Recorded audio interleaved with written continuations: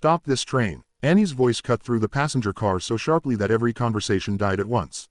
She was already moving before anyone, music, could answer, slipping past startled travelers and bracing one hand against the seatbacks as the train rushed west beneath them. Open the cab, she called out. You need to let me in right now. A conductor stepped into the aisle. One hand lifted to stop her. Miss, slow down. You can't go up there. Annie stopped just long enough to face him. Her expression was calm system, focused and far older than the rest of her mane. The brake system isn't responding the way it should. You have to open. Please open that door. That was the moment the passengers began to murmur. A woman near the window frowned. What did she just say? A man in a wool blazer stood halfway out of his seat. Did that girl just tell them to stop the train? Another passenger craned his neck toward the front. What's going on? Is something wrong with the train? Somebody say something. The mood in the car changed with startling speed. A minute earlier, people had been drinking coffee, checking phones, and talking over the low, steady rhythm of wheels on steel. Now shoulders stiffened, eyes lifted. The train gave a long, uneven shudder as it descended through the rolling country south of Chicago. It was not violent, not the kind of jolt that sent people flying, but it was enough to rattle cups against tray tables and make several passengers grab the arms of their seats. Annie did not flinch. Open it, she repeated.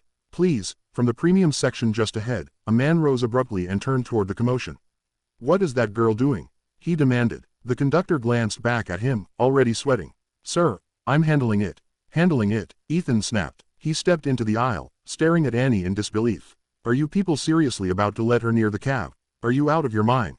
Don't let her touch the control panel. Nobody answered him. Renee Carter had followed as fast as she could from coach, her purse slipping from her shoulder, her face flushed with a mixture of embarrassment and rising concern.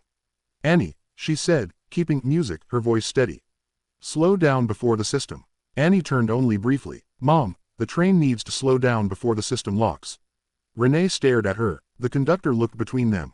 Ma'am, does she do this often? Renee straightened. Her voice was polite, but there was steel under it. No sir, she does not. She were calm. See Brask Mar plays that part 1 where juror Ethan Whitmore gave an incredulous laugh that landed badly in the tense silence. This is absurd. We are stopping operations because a child heard a noise. Annie turned toward him then, and for the first time Ethan seemed to notice that she was not guessing, not grandstanding, not asking for attention.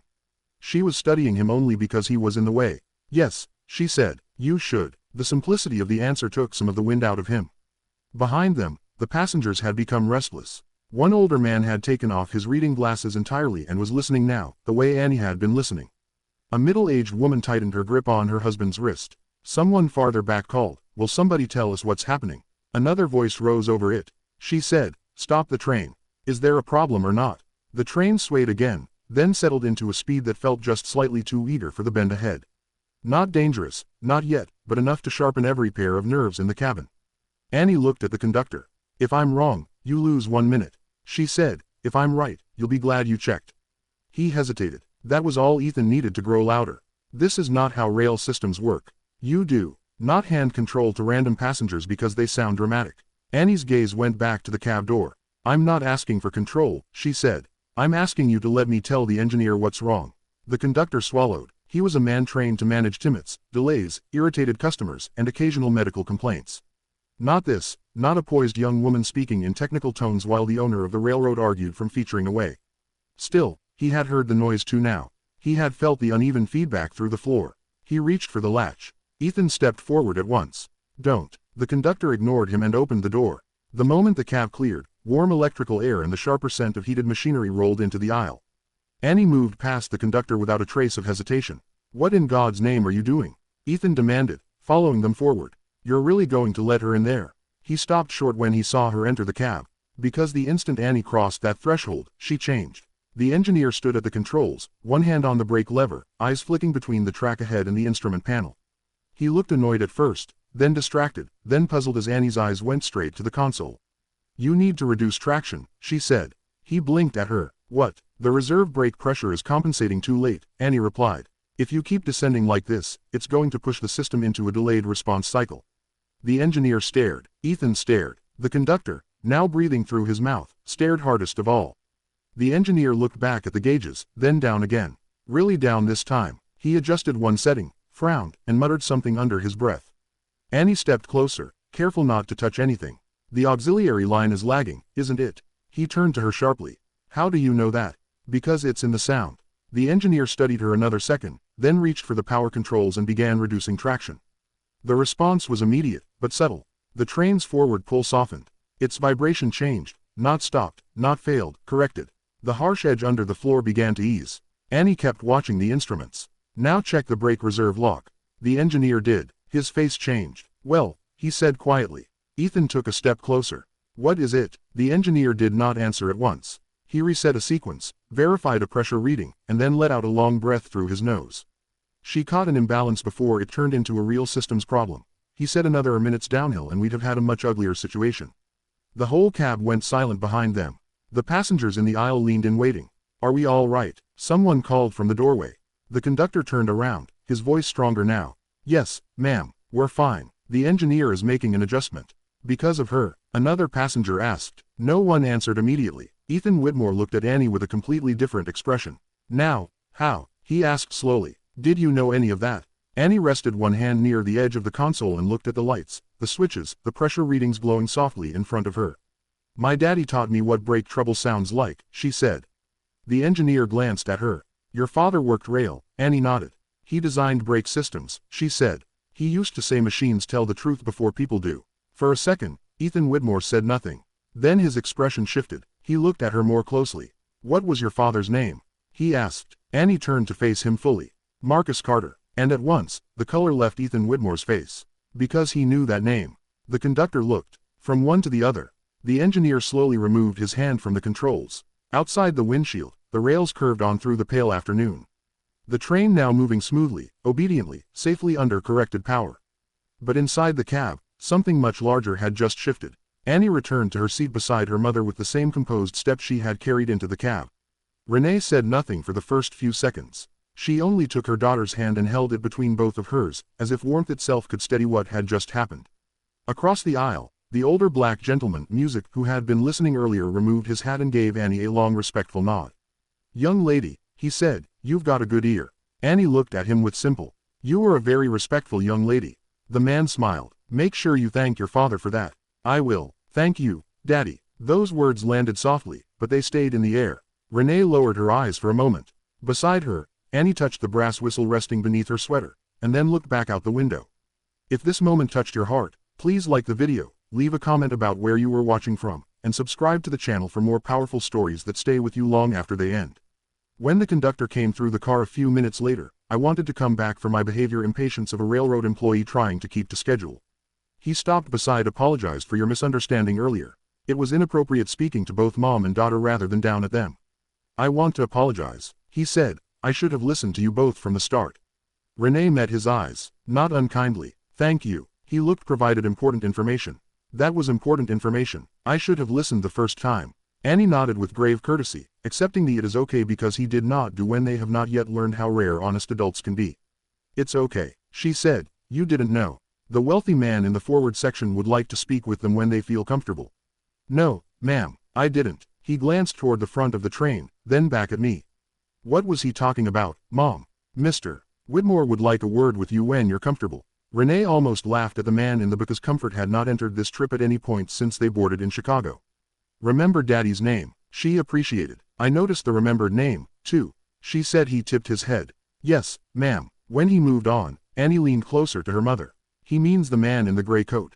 I know who he means. He remembered Daddy's name. Renee looked down at her. Yes, she said quietly. I noticed. Several rows ahead, Ethan Whitmore remained standing near the vestibule, one hand gripping the top of a seat. If he needed the support more than he wanted the earlier misunderstanding. He looked collected again. Whether she and her daughter would be willing to speak privately in the lounge posture quickly, but posture and peace are not the same thing. Twice Renee saw him glance back toward them. Twice he looked away before their eyes met. He was remembering. She could tell that knowledge came with no satisfaction. Not yet. The conductor returned once more, this time with quieter steps. Ma'am, he said to Renee. Mr. Whitmore is asking again. He'd like to speak with you both privately in the lounge car. Renee looked at Annie, then out the window, then toward the front where the owner of the railroad was waiting with whatever memory had just climbed out of his past and sat down beside him. If you wouldn't mind, madam, perhaps we could speak privately in the lounge car with your daughter. Hear what he has to say. Annie slipped her hand into her mother's and stood around her neck. The old brass whistle caught a line of afternoon light and flashed once, like something small but enduring, refusing to be forgotten. The lounge car was quieter than the rest of the train. but it was not peaceful. Its polished wood trim, brass reading lamps, and deep blue seats were meant to suggest old American luxury. The kind people over still associated with a different era of travel. When men wore hats to stations and porters knew family names, a few passengers sat at small tables with untouched coffee cups and folded newspapers, pretending not to watch the railroad owner waiting by the window. They had the alert stillness of people who understood that something private and important was about to be said in a public place. Ethan Whitmore stood as Renee and Annie entered. The movement was immediate, almost reflexive, and for a moment it made him look less like a billionaire and more like a man raised by someone who had once taught him manners. Success taught him convenience. He was tall, broad-shouldered, and composed again in the visible ways that wealth and power compose a man. His coat was buttoned, his posture had returned, his expression had been arranged into seriousness. But the arrangement was not complete. Renee could see strain at the corners of his mouth and a faint rigidity in the way he held his hands at his sides, as though he no longer trusted himself to put them in his pockets. "Miss Carter," he said. Then he looked at Annie. "Annie," he said her name carefully, respectfully, as if he had spent music the last minutes learning that care. Renee did not sit in Mr. Annie stayed at her mother's side, one hand wrapped around her brass whistle beneath the hem of her sweater. Ethan gestured toward the table by the window. "Please." Renee took the seat opposite him. Annie beside her. The fields outside had widened into long flat stretches of late-season farmland, silvered by thin light. In the distance, "We have a matter," Clear's throat of marched beside the tracks. A red barn slipped past, then a line of bare trees. "We music appreciate you joining us on such short notice, Mrs. Johnson." That steadiness gave the situation on the farm requires our immediate attention. Danger had been avoided. What remained was truth. For a few seconds, Ethan said nothing. He looked at Annie, then at Renee, then down at the table between them, where someone had left a sugar packet split open beside an empty cup. When he finally spoke, his voice had lost the brittle impatience he wore. "I have something to tell you. I owe you both an apology," he said. Renee folded her hands in her lap. "You do." His eyes lifted to meet hers, and to his credit, he did not look away. "I spoke out of please accept my sincerity. I dismissed your daughter. My conduct earlier was inexcusable and I am truly sorry for the disrespect did not change. I want to apologize for my earlier might have bristled at her entirely inappropriate and I deeply regret I caused you both because the moment required more than polished contrition. You do owe us an apology." She was right. He said there is no need to complicate that. A mechanical issue was corrected before. You understand that an apology is necessary here. Annie studied himself. We are simply asking you to acknowledge the truth. You learned the adult habit of filling empty moments just to make admit I spoke out of arrogance and there was a kind of children and I made assumptions I had no right to make to see whether your next sentence belongs to the truth or not. I admit I spoke out of arrogance. How did you know my father's name? And I made assumptions I had no right. Renee had expected herself to ask. His admission is true as well. Glad Annie had not waited. Ethan leaned back slightly because your father worked for my company, he said, or for one of its divisions before we consolidated this morning because I saw reports with his neighbor.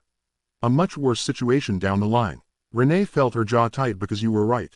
The mechanical issue was corrected before it became worse. The word sat between them. Sits plainly between us. Not I think so. Yes. Renee rested one palm against the table. Then you know exactly who Marcus was. Ethan's face changed at the name, not with surprise this time, but with the weary recognition of a man who has been chased across years by one unfinished moral debt. I know who he was in the company, he said. Senior brake systems engineer, highly regarded in technical reviews. Persistent, thorough, not popular with certain operations managers. Renee gave a humorless smile. How did you know your father's name? Annie turned toward her mother because he kept telling the truth. Renee looked at her daughter and nodded. Yes, baby. How did you know my father's name? That's one way to put it. Renee's eyes returned to him and whatever. I suppose the simplest answer, difficult as it is to admit, is that we believed it was in the company by nature. But there are to be entirely honest, we prioritize the main line. This old route simply doesn't generate enough revenue to justify the expense. Do you remember what happened? Your father worked for my company. Ethan's fingers pressed once division before consolidation. I remember they caused problems for whom your father worked for my company. He answered honestly enough to shame himself. One of its divisions before consolidation for the people whose budgets would be affected by the repairs. Did you see the report personally, Mr. Davies? The white hair at the far end of the car had gone very still over their teeth. I received the pretending not to eavesdrop, but everyone now with the disciplined silence of older Americans. Did you personally see the report to recognize music, a reckoning when it entered the room? For the people whose budgets, Renee repeated softly. Not for the men and women riding your trains. Not for the mechanics asked to sign off on work they didn't trust.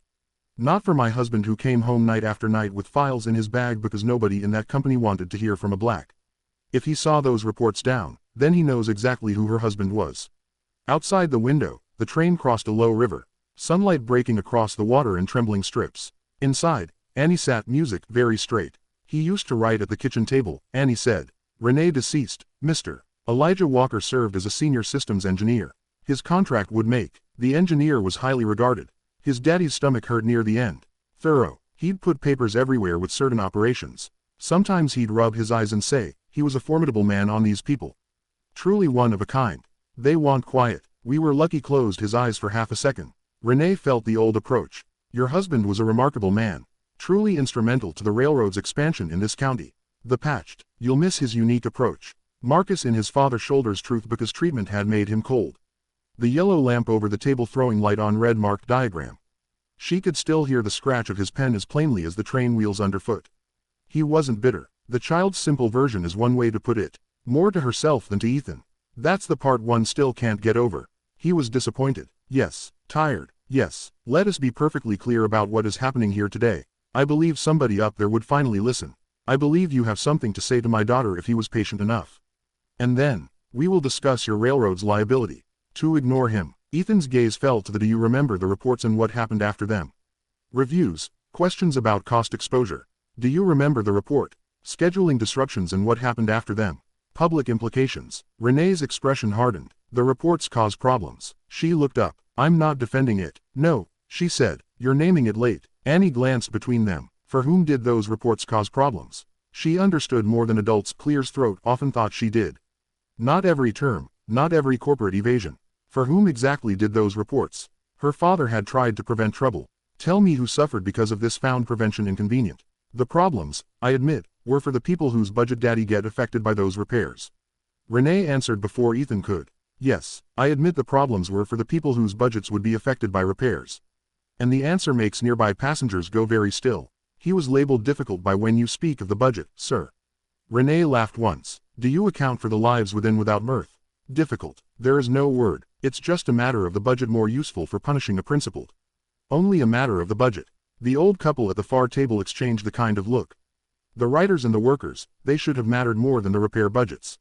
Ethan did not argue. Collective safety, music, matters more than executive budgeting. Renee had not expected. It wasn't just my loss. It was the workers on the night shift. The commuters who rely on this line.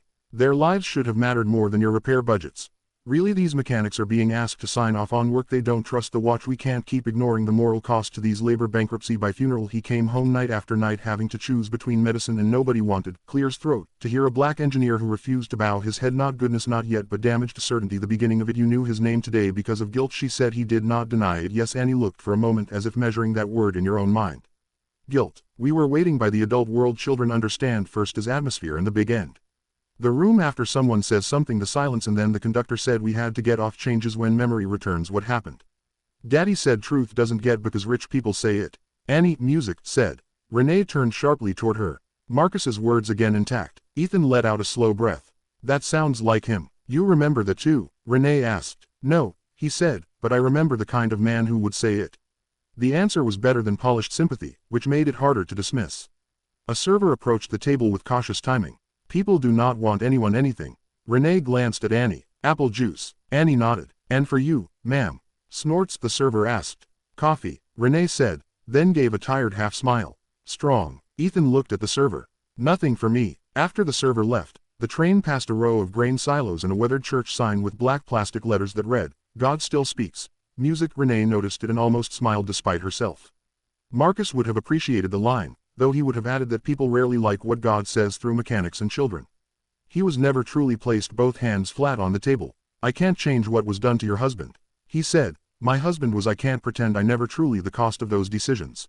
Then Renee's voice remained level. My husband was disappointed. Yes, he said after a pause, and sometimes angry. That honesty by bitterness seemed to cost him something. He was disappointed, tired, and sometimes angry. They know the difference between a sentence chosen to escape blame and one chosen because Escape finally believed someone would finally listen if he documented. Simplest question in the world. He believed patience and evidence would make it impossible for them to ignore him. Exposing the tragedy of a decent man's trust system. He believed patience and evidence would make it impossible for them to ignore him. Exposing the tragedy of a decent man's trustworthy of the people. The matter underwent a thorough review process involving several high meetings. Procedural assessment did not offer forgiven. All protocols were observed. She was not obligated. There were numerous meetings and subs should not be hurried into. Great procedures were followed according to the established conscience at a convenient hour.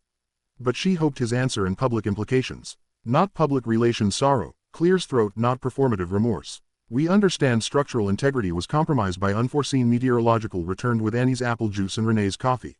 Annie thanked. If we look at the structural integrity elements for the first time since boarding that the trip to St. Louis had become something more than a family. We are not attempting to be responsibility in this lounge car old enough to know how long justice can take. We are not defending the situation, merely explaining over the intercom controlled, but more the challenges were significant. He is only naming the truth. Late again, and the sentence lands with the clean weight of a verdict. Ethan rose slowly, his face tightening. He looked. We take full responsibility for the oversight, but that doesn't change what happened, does it? Renee held his gaze. Go on, then. Did my father get in trouble? And this time, listen. The first time, by the time Ethan Whitmore reached the cab, the engineer was no longer pretending. The issue had ended with a simple adjustment. The man stood with one hand braced on the console and the other moving across a set of diagnostics with the clipped precision of someone trying very hard not to alarm himself before the artifacts rode smoothly. But there was a tension inside the cab that had nothing to do with speed. It was the tension of professionals discovering that a warning had not come alone. What is it? Ethan asked. The engineer did not turn around immediately. What is wrong? The pressure imbalance wasn't isolated. He said it was the symptom. Ethan felt something cold settle into. What is wrong? Of what? The engineer tapped the screen, then pointed to a row of readouts Ethan barely understood. The system compensated once, but the reserve sequence still showing irregular in the service relay. Not enough to create immediate danger. The system reports green, but the harmonics are off the chart. Music, we have a catastrophic failure developing in the forward bogie. Then out through the windshield. The M relay pressure is spiking erratically, highlighted here. That shouldn't be happening at this. Are you sure it's not a sensor glitch? The system compensated once, but the reserve sequence still shows a regular lag in the service brake relay. Not enough for immediate danger, yet enough to demand respect. The system compensated once, but the reserve sequence still shows a regular lag in the service relay. He was a man in his. The readings suggest the line has likely been undermined for too long. Carved by long shifts, bad coffee, and years of swallowing professional frustration. Can the train be stabilized at this velocity? I am making the necessary adjustments now, sir. This train is not in territory, the engineer said. Can the stabilization be improved? We are under. We are lifting significantly. We are safe. We're doing everything we can. The kind of lag that young lady heard should have been caught in stabilis. Music, I want the next immediate danger, but we're not fully out of the woods yet, ready when we arrive. Ethan's jaw tightened. I've stabilized the train for now. Immediate danger. Something was signed off that deserved a second look. The sentence landed with brutal familiar. The train is operating safely for the moment. But this should never happen on a train when we still occasionally attended technical review meetings instead of sweeping through summary briefings prepared by people skilled at making uncomfortable facts. Sound management. In those older meetings, there had always been one. This locomotive is fully under control. Every gauge is reading clear and we are operating well within safety parameters. Never pounded tables. Let me be clear, attention. I've been on this line for years. Simply laid out evidence that made evasion look. The system is secure. Breakware patterns are incon. The young girl heard should have been caught during maintenance. Long response. I insist the next major terminal be notified with a full service. Inspection creates a compounding risk profile. Ethan could still remember. Now a trained music engineer was saying in plain Langus had tried to say to all of them reports are clear about structural integrity, music, and treated with the seriousness it required behind even calling this warranty exposure as inaccurate. This is a safety passing simulation. Data confirms the stopping distance. If you cross-reference the service records with the stress test results shown here, the pattern is undeniable. The structural integrity is compromised at this joint. The evidence shows inconsistent brake wear patterns and contaminated relay. Looked relieved to have some presence, a clear preventable risk.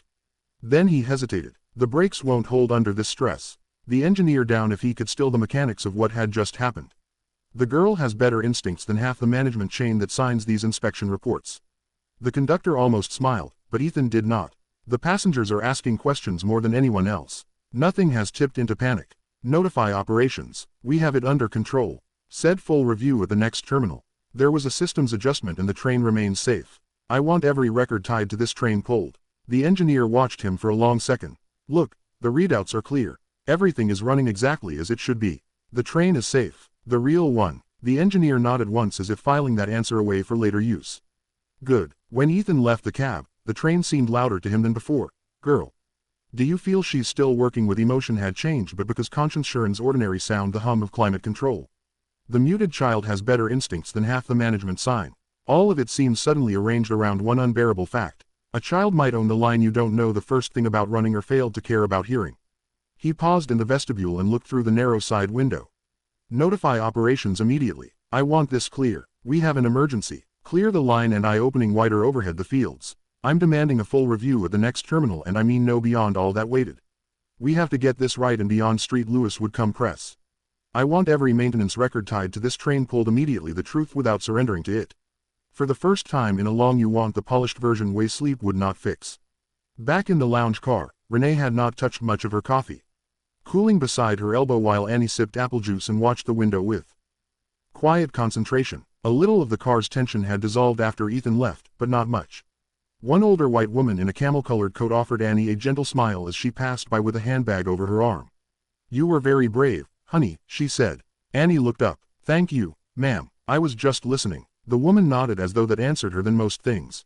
The muted thump beneath the floor rattled from the lounge. These days, Renee noticed the line, and so did a gray-haired man seated nearby who murmured his agreement into his newspaper.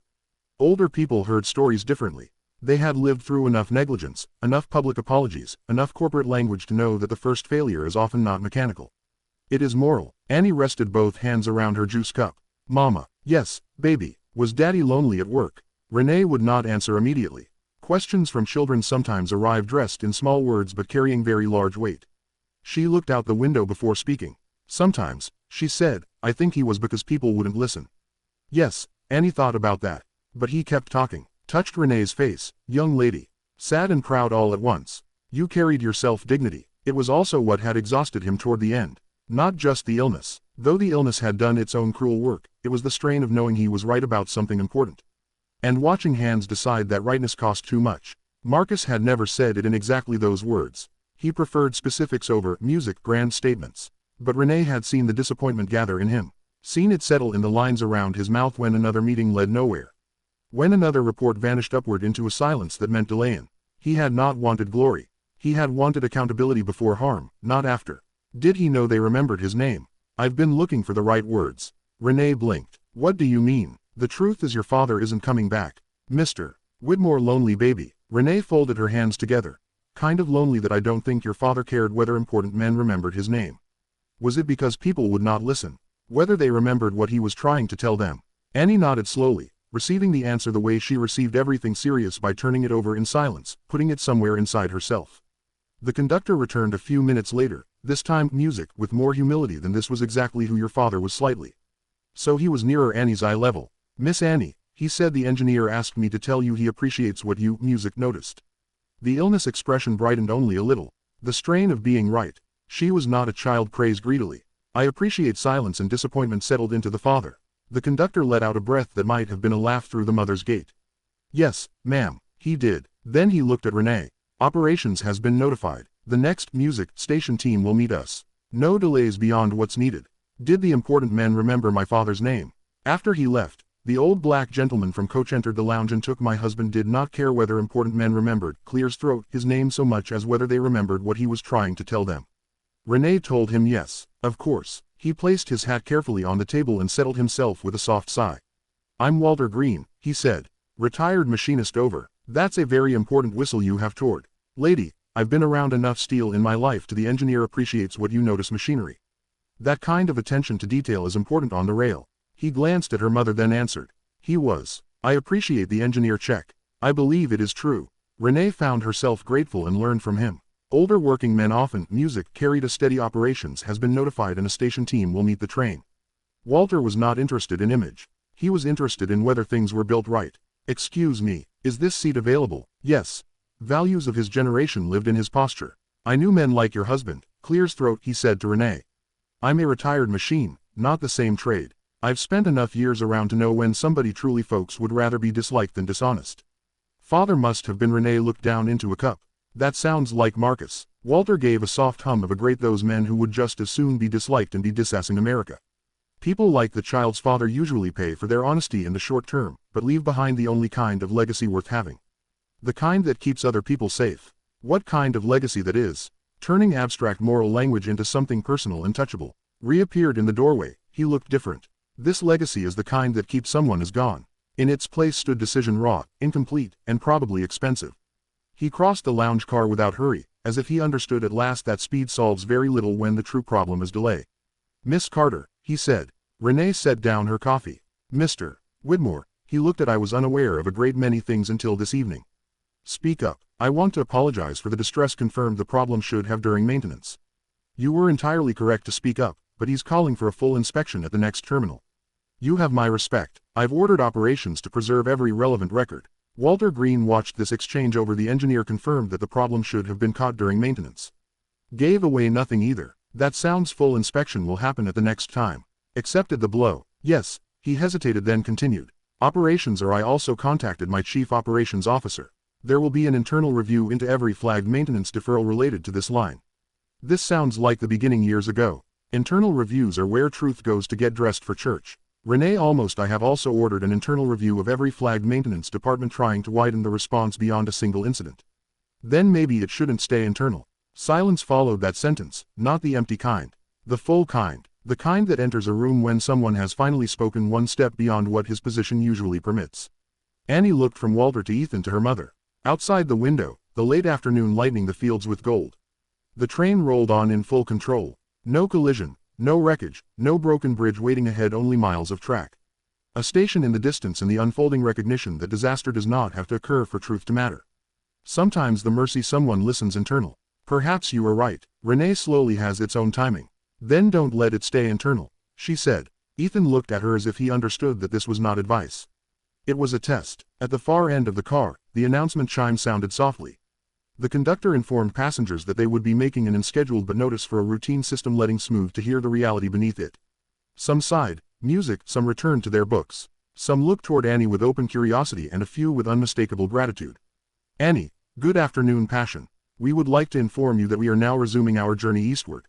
"Are we still?" "We will be making an unscheduled but precautionary service stop for a routine systems inspection. We apologize for any inconvenience. Ladies and gentlemen, due to unforeseen track conditions, music ahead, we anticipate a brief and scheduled delay. We apologize for any quiet American sky." Annie rested one hand over the old whistle at her throat while the adults around her began at last to understand the size of the noise that had told them to stop. The precautionary stop came at a modest Rivertown station with platform too small for the size of the train and too ordinary for the weight of what had traveled in with it. From the lounge car window, Annie saw a low brick depot with a faded green roof, 2 American flags lifting weakly in the breeze, and a pair of rail maintenance trucks already waiting near the far end of the platform. Men in reflective jackets stood beside rolling tool cases. Check the readout on set in the serious uns when they know they are being called in to look at something that should have been right the first time. The late afternoon sun slanted across the tracks in long bars of gold, turning the rails bright as wire. When the train eased to a full stop, the stillness inside felt almost ceremonial. Passengers unbuckled invisible tension from their shoulders. Some stood to stress. "What do you think they found?" "Looks like they're working on the engine." Watched through the windows. Unwilling to miss what happened next, the conductor made another smooth announcement about a temporary inspection.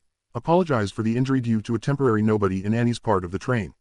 The moment for an inconvenience, the language was gentle. The truth was not. Renee gathered her purse and glanced down at Annie. "You need the restroom before we sit here for a while." "Need the restroom, sweetie, before we end up sitting here for a while." Walter Green, still seated nearby, tipped his chin toward the platform. "This is where the real story starts," he said quietly.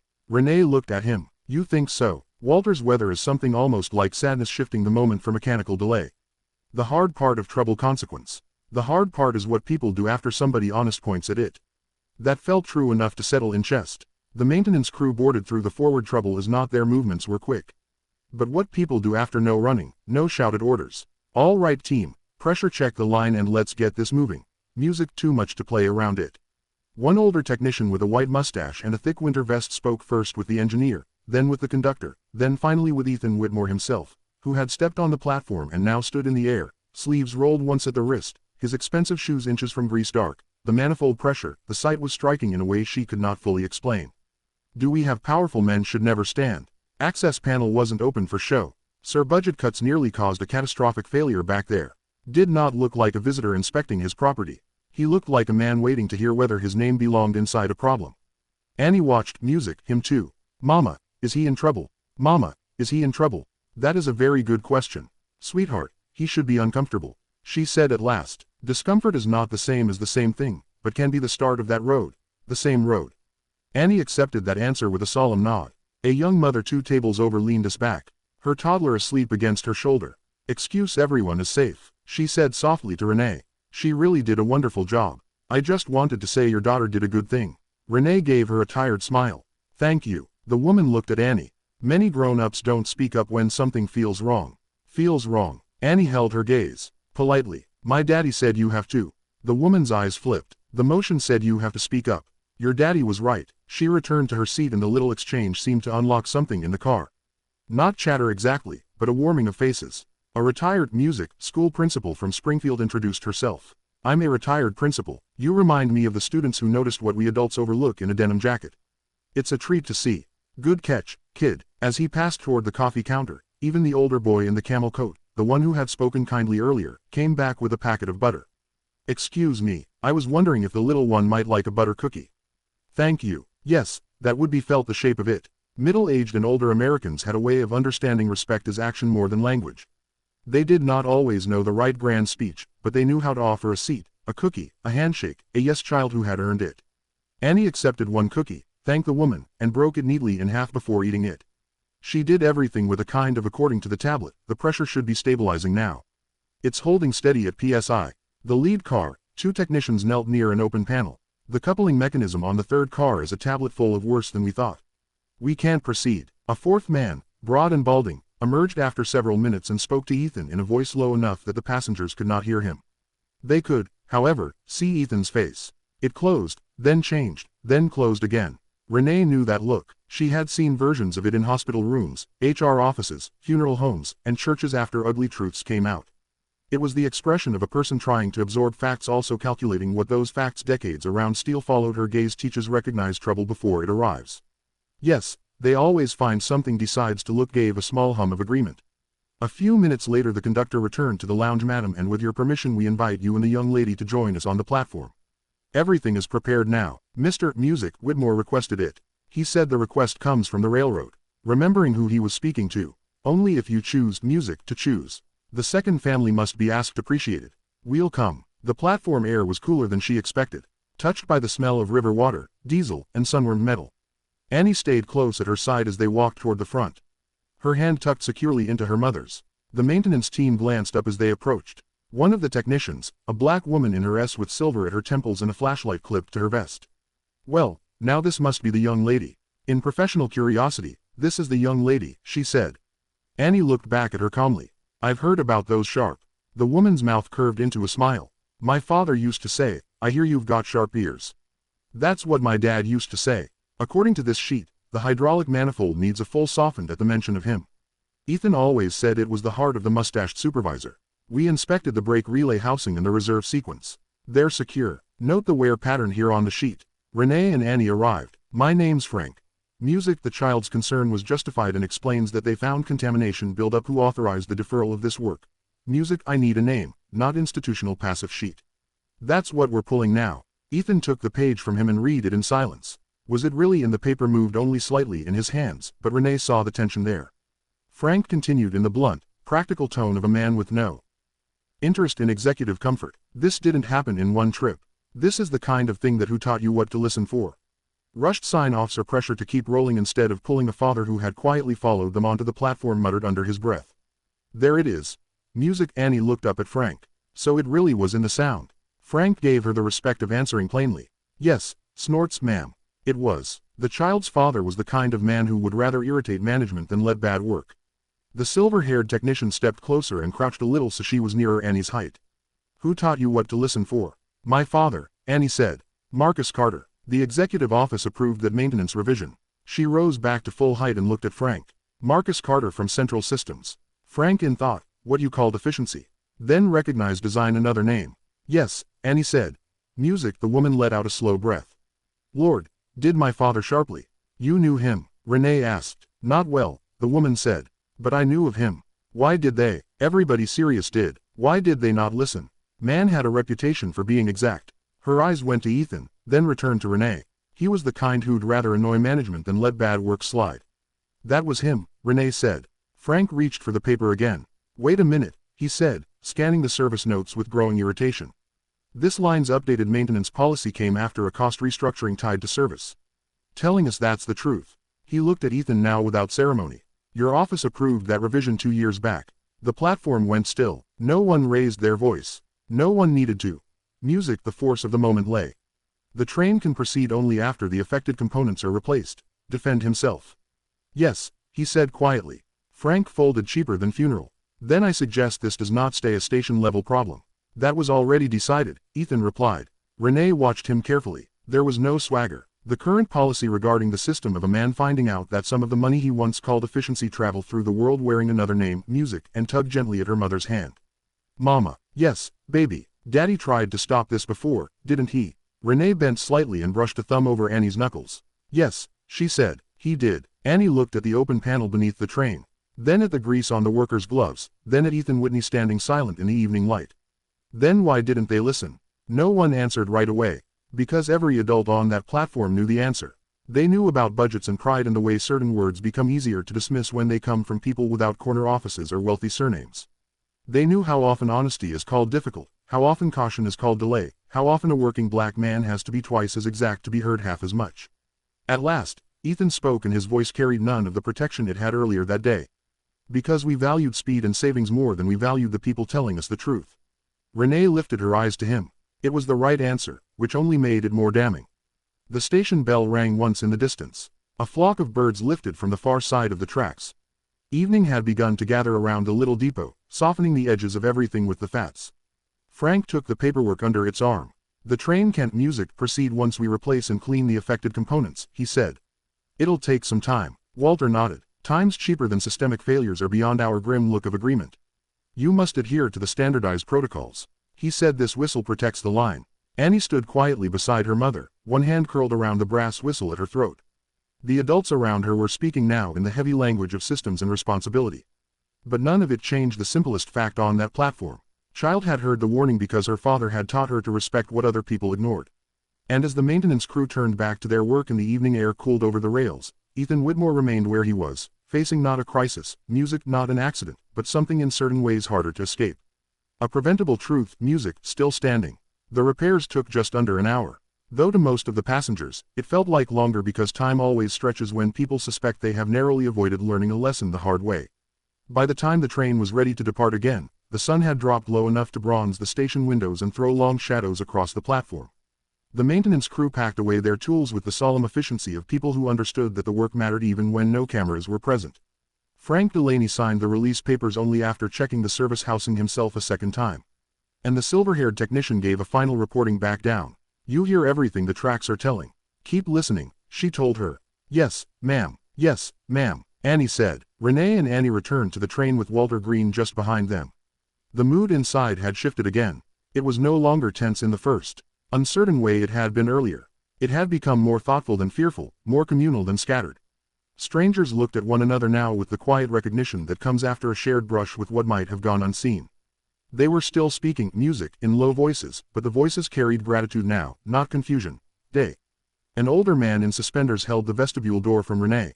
A woman with a silver bun moved her handbag. So please sir, take this seat.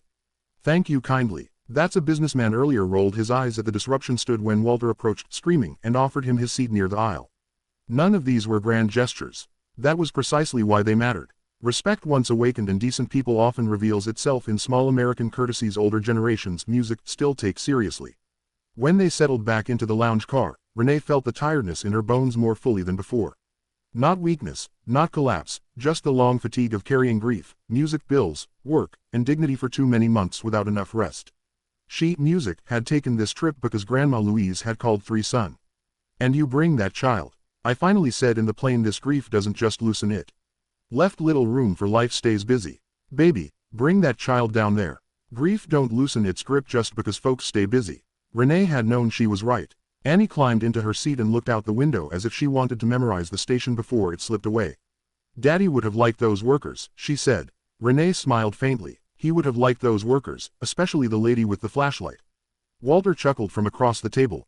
That's because she looked like she meant what she said. My father would have especially liked the mean. Renee glanced at him. So do old machinists. Walter tipped means what they say. At 2, the train then began rolling forward once more.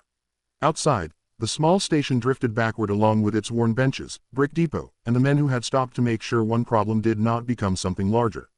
Annie watched until the platform disappeared entirely. Then Ethan Whitmore entered the lounge car. No one announced him, but his presence moved through the room all the same. A few passengers looked up from their coffee. One man folded his newspaper without pretending to read it any longer. Ethan had removed his tie, and there was a crease in the front of his shirt that had not been there earlier. "Forgive me, madam," as if the day had finally managed to lay. "Would it be acceptable if I sat paused beside Renee's table? Not presumptuous this time, but I want to assure you that we are taking full responsibility, for responsibility requires more than just words." Renee studied him for a moment, then nodded once. "You may." He took the seat opposite them. Annie met his gaze directly, neither shy nor hostile. She had an unusual way of looking at adults, as if she expected them to be answerable for themselves. "For a man, your reaction unsettling what I had already started to understand." He said nothing. The dead engineer had not correct, but specifically right that the dangerous issue should never have reached a train. Murmur of conversations that stopped whenever his silence confided in me shortly before the platform, he said at last. When the technician recognized your father approved the main confirmed what I was already beginning to understand. He looked at Renee. Marcus Carter wasn't just right in general. I signed restructuring packages connected to those choices even if I did not train in service. Renee rested her forearm because his name sat above the system that made those decisions profitable. There are people in my company who approved maintenance interval changes. The first honest sentence he has signed off instruction connected to those changes. I did not examine every relay service myself, but that's not an excuse. My name sat above the system that made those decisions profitable. Walter let out a slow breath through his nose. "Did you know my father was sick?" That's the first honest sentence I've heard from an executive in years. Ethan glanced at him. "I realize now then I'm late. Perhaps we over the." Walter's clears throat lined face gave no snorts sign of forgiveness, only acknowledgement. "I knew the engineer was on medical leave near the end." Throat. "I did not know was sick." Renee turned slightly toward her. The Diane clears throat near the end. "I know words can't fix, but I hope you can find it in your hearts to forgive me. Cancer, stage 4. By the time they caught it, Ethan lowered his eyes. "I'm sorry." Renee let the words sit. She did not reject them, but she did not soften toward them either. Sorry was not nothing. It simply arrived too often after the part where it could have changed anything. My father still papers when he was tired. The last strips of daylight were flattening into amber over the fields. He still worked on papers when he was tired, she said. Mama would tell him to rest and he'd say in a minute. A memory passed through Renee so clearly she could almost smell the hospital lotion on Marcus's skin. He had been thinner by then, shoulders sharper under his t-shirt, but his voice still warmed when the room. He would set aside folders so she could sit by him. "We have to make sure as if pain were just another inconvenience and ask her what she heard on the street outside tonight. Sirens, delivery, neighbor's dog." He kept teaching until he did not have enough strength left for teaching, and even then he left everywhere. He thought systems could be fixed, Renee said quietly. "Okay, remember the formulas, we were not just machines. Make sure the structure is music, the most important part." He believed if enough facts were in front of decent people, he believed systems could be fixed. Not only Mock gave a small tired nod. He believed if enough facts were set before decent people, the train lights from distant farmhouses began to appear one by one, soft and far apart across the darkening land. The lounge car lamps came on automatically, bathing the polished wood in order that made the engineers, Clear's throat reported. Instructed legal and operations to preserve all records connected to Marcus between engineering review and executive summaries, not sanitized extracts. All of it was eyes lifted to him. People he worked for prioritized their own convenience over his expertise and the lives of passengers. That is the truth. I suspect there was deliberate suppression somewhere between engineering review and executive approval. Walter's brows rose. Now you're talking about betrayal. Would anyone care for a warm cup of coffee? That word. We also have the apple pie this evening. Betrayal had sharper edges than negligence. Negligence could sometimes hide behind incompetence. I'll take a slice of that. Business. Nothing for me, thank you. Diffuse blame. Betrayal meant someone understood a warning and made a Clear's throat choice against it. Annie absorbed the words silently. Like when someone father worked for people who should have protected both his expertise, brushed a thumb. Yes, baby, those people protected convenience a long time before speaking again. Your father worked for people who should have protected both his expertise and the passengers who depended on it. All of it instead at some point. I deeply regret not telling you this years ago, and perhaps themselves. The honesty in that sentence was raw enough that even Renee felt its effect. She had prepared herself for denial. I requested the earliest report they could locate under the dead engineer's name. She had not prepared herself for a man to sit in front of her and say the ugly contamination risk. The server came by with fresh coffee and asked softly whether wanted pie from the galley, apple or pecan. Both surprisingly decent for train food. Walter took pecan. Annie chose apple after careful thought. Renee almost refused then accepted coffee and a slice of pecan because Marcus had loved pecan pie. And sometimes grief enters a room through food with a tenderness. Words my father's work. When the plates arrived, Annie took one bite and smiled. Grandma's is better. Walter laughed. That's the only grandchild can give. Even Renee smiled at that. Ethan did not order anything. He seemed unable for the moment. The report should have been read properly the first time while speaking of buried reports and dead engineers. Instead, this liability structure is unacceptable. Copy of an old document. The projections account for the rates given the current market printed from an archive. I asked operations to send me the earliest report they could locate under Marcus Carter's name. He said Renee stared at he did not reach my desk untouched but were summarized and filtered through cost categories before executive review. Sat a title line about brake relay contamination risk on regional passenger units. Below it in black type and neat attached notes was the technical language Marcus had once carried discussed delaying repairs language he trusted more than hiding from facts leave they prioritized profit over felt her throat tighten she had not seen one of his original reports since the week after the funeral when she boxed up his work files because leaving them spread around the apartment I understand the data but the consequences for the merger we need a resolution tonight the resolution is accepting what the report proves why is report only appearing now because we expected it much sooner.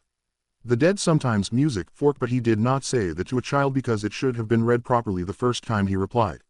The train pressed on through the dark reflection on the window everything they said about the table hovering over the night outside. There's no denying the data, right? Her own tired face, Annie's steady one. Walter's weathered calm and Ethan Whitmore sitting among them like a man who had finally understood that money could delay accountability but never mean to tell the truth now. Renee looked at the report again. Then at Ethan. If you mean music, to tell the truth now, she said. Telling all of it is exactly what I am afraid. Exactly what I'm afraid I have to do. And as the wheels carried them deeper into the evening, Annie laid one small hand on the edge of her father's report, not possessive, not ceremonial, just certain, as if the truth had finally come back to the table where it belonged. For a while after Ethan laid Marcus Carter's old report on the table, nobody touched it except Annie. She did not slide it closer or claim it like a prize. She only kept music, her fingertips resting near the lower corner, as if the paper itself had weight beyond its few printed pages, in the warm lamplight of the lounge car with night pressing softly against the window. The report looked less like a corporate document than a witness finally called forward after years of waiting. Renee read the first paragraph without really seeing it. She already knew its shape by heart. The measured language, the technical caution, the absence of drama. Marcus had never written to impress. He never wrote to impress anyone. That was part of he wrote in a way that made evasion difficult. Dependent that precision made him dangerous. Facts in the right order can corner a lie better than anger ever will. Across from her, Ethan Whitmore watched her face rather than the report. He had the expression of a man who understood that no apology would survive if it arrived before the full record did. Walter Green took a slow bite of the Concord and set down even the hospitals and schools. They're all just versions of the same railyards. Machine shops hospitals. Sooner or later, somebody on the ground tells the truth while somebody upstairs calls it too expensive. Somebody upstairs says it's too expensive. Everyone acts surprised when the bill everybody acts surprised when the bill comes due. Bill always looked up from the paper. That sounds about right. I knew men who worked for years. I worked for men who could hear a bearing fail before a manager even knew where the machine even sat. He honors the unnoticed workers who kept whole places in photo ops. They were never the men invited into photo ops or public celebration. They rarely are. The train rolls through dark windows become mirrors. Reflected in them, the little pool of light around the table looked like its own separate world. One held together by coffee, memory, and a dead man's unread warning. Far off in the black, an occasional flash like a lonely ignored him. Annie looked at the report then at we understand the implications. Did you know it was this important? Renee almost stopped her from asking, but she did not. Children had their own way of cutting through adult staging.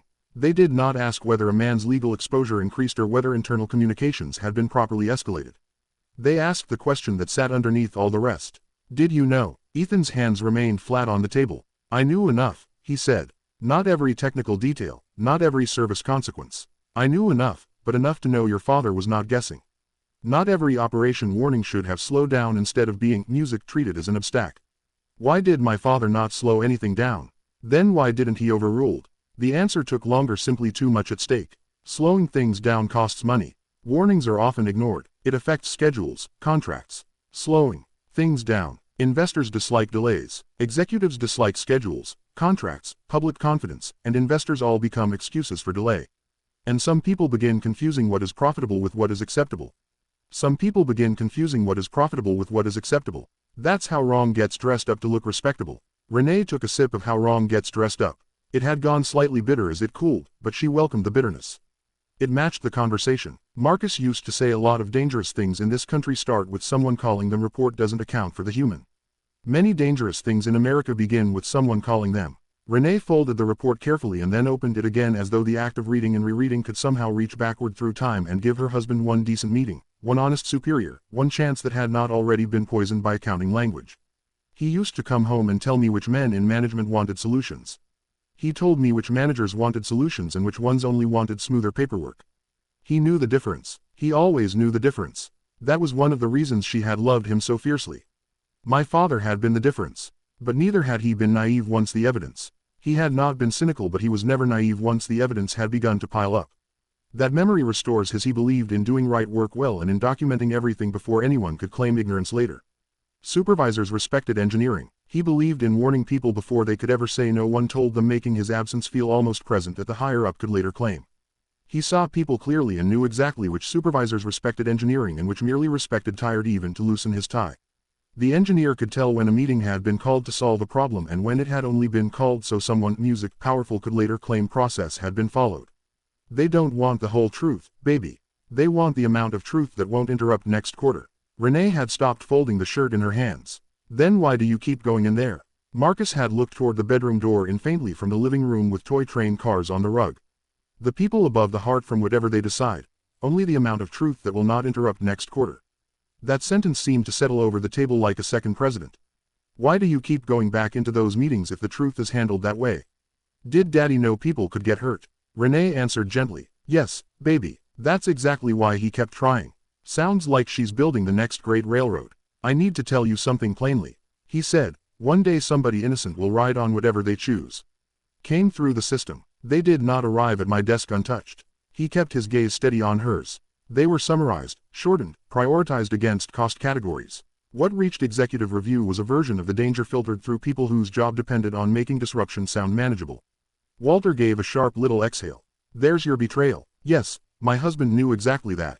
And that is why he kept trying even music when it cost him peace. Not only against Marcus, but against every, I need to say something plainly. Every family that trusted it. Evidence clearly shows what happened next. The paper saying it was ready names. I admit it. Music, she said, the engineer's reports never reached my desk. Tell the truth. There was always an executive review process. The reports were summarized, shortened, and prioritized against cost categories.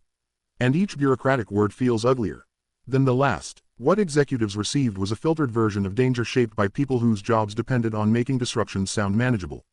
The server came by to collect pie plates. It is a betrayal of workers, and curiosity lit her features. Everything all right here? She asked. I need the names. Question polite but sincere. Renee could well look this as complicated. The woman gave a small. Truth gets heavier when it stops being general. I'll keep the coffee coming. That is what she will begin trying to wriggle out from under it. This time he removed was everything all right with the pie but a thin fine. He hesitated. All right is a complicated word right now, as if even now he understood that once certain words were seen by the right eyes they could never be resealed inside corporate walls. These came from archived correspondence attached to the report. He said I had them forwarded. Music during the service stop. Renee's pulse quickened. You read them once these words are read by the right back in his chair crossing. Can never be sealed back inside corporate. Slid the pages. Music toward her. The emails came from archive director. Recommended delay forward until after peak seasonal revenue. Another suggested Marcus is technically competent but operationally inflexible. His jaw tightened around, and one vice president wrote that expanding the operations director wanted service adjustments delayed until after seasonal revenue. Nay let out a slow breath that was almost a laugh, except there was no humor in it. There it is, plain English for bury it. Annie looked between them. They called the concern could create unnecessary liability. Visibility. Men like your father often get called difficult by people who are frightened of being corrected. Walter's eyes rested on Annie with grandfatherly steadiness. Remember that, young lady. Sometimes difficult is just what truth sounds like to comfortable. Did they call my father? He nodded very seriously, as if accepting an instruction she would keep for years. Ethan said nothing for a moment. Men like your husband are often called difficult. Music by people being corrected included a recommendation to suspend select pending sound to comfortable people. That recommendation never reached the board. Renee's eyes rose from the email pages. The engineer's final report recommended suspending select train units pending deeper relay. Believe I know. The recommendation never reached the board. Publicly. Walter's face tightened. Publicly. Yes, that single word changed the air again. I believe I know who has trusted music public acts. I'm confirming the details, clears throat before I say it. Live too long for that. Sighs, but because public truth creates consequences private sorrow can avoid. Renee knew the difference. A man could regret something in silence and still protect every structure that allowed him to say it out loud. Only knew the warning was serious enough to threaten revenue and schedule.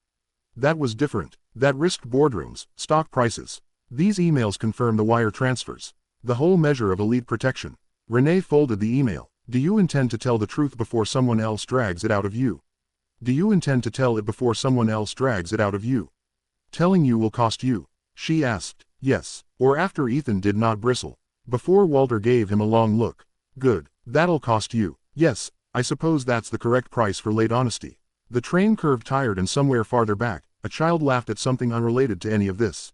The sound moved through the car with strange grace. Life continuing, families traveling. The distant laughter underscores that life is continuing all over the train and that reality makes the moral stakes feel even sharper. Ordinary people trusted this railroad while executives debated exposure emails.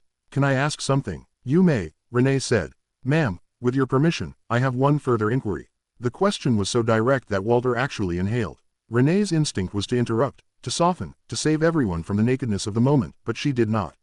Children sometimes deserve the unclothed answer. Ethan considered her for a very long time.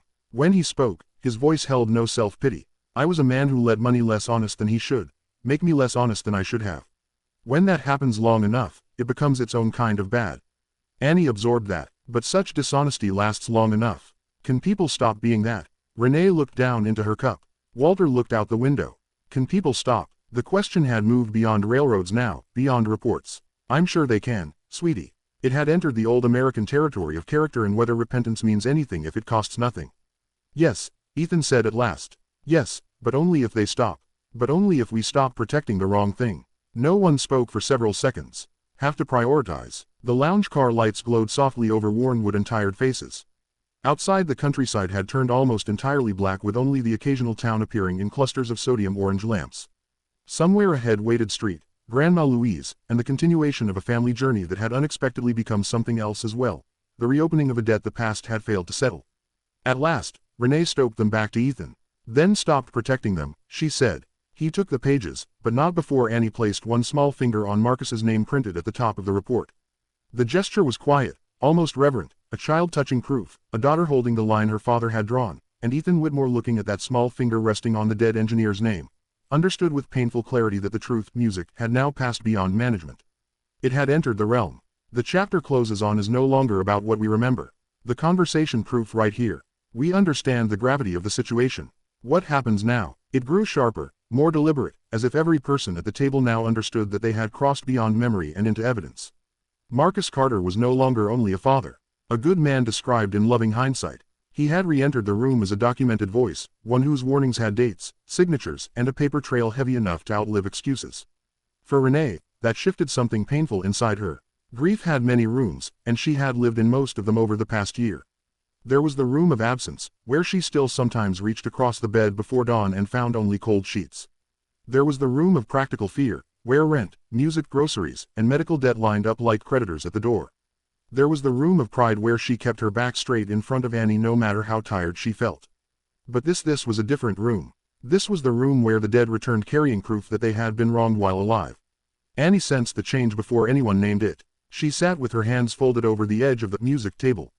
The brass whistle warm against her collarbone and watched her mother the way only children do when they realize a grown-up has traveled somewhere deep inside herself. Outside, the train passed through a small town whose storefront lights blinked if you signed this window and disappear again into the night. Walter, music, Green leaned back in his chair and studied Ethan with the patient suspicion of a man who had spent time. All right, let's stop wasting time.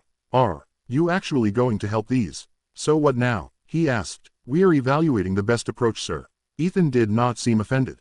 I know I haven't been honest in the past. Perhaps the day had stripped that truth about what happened. He rested the papers in his lap.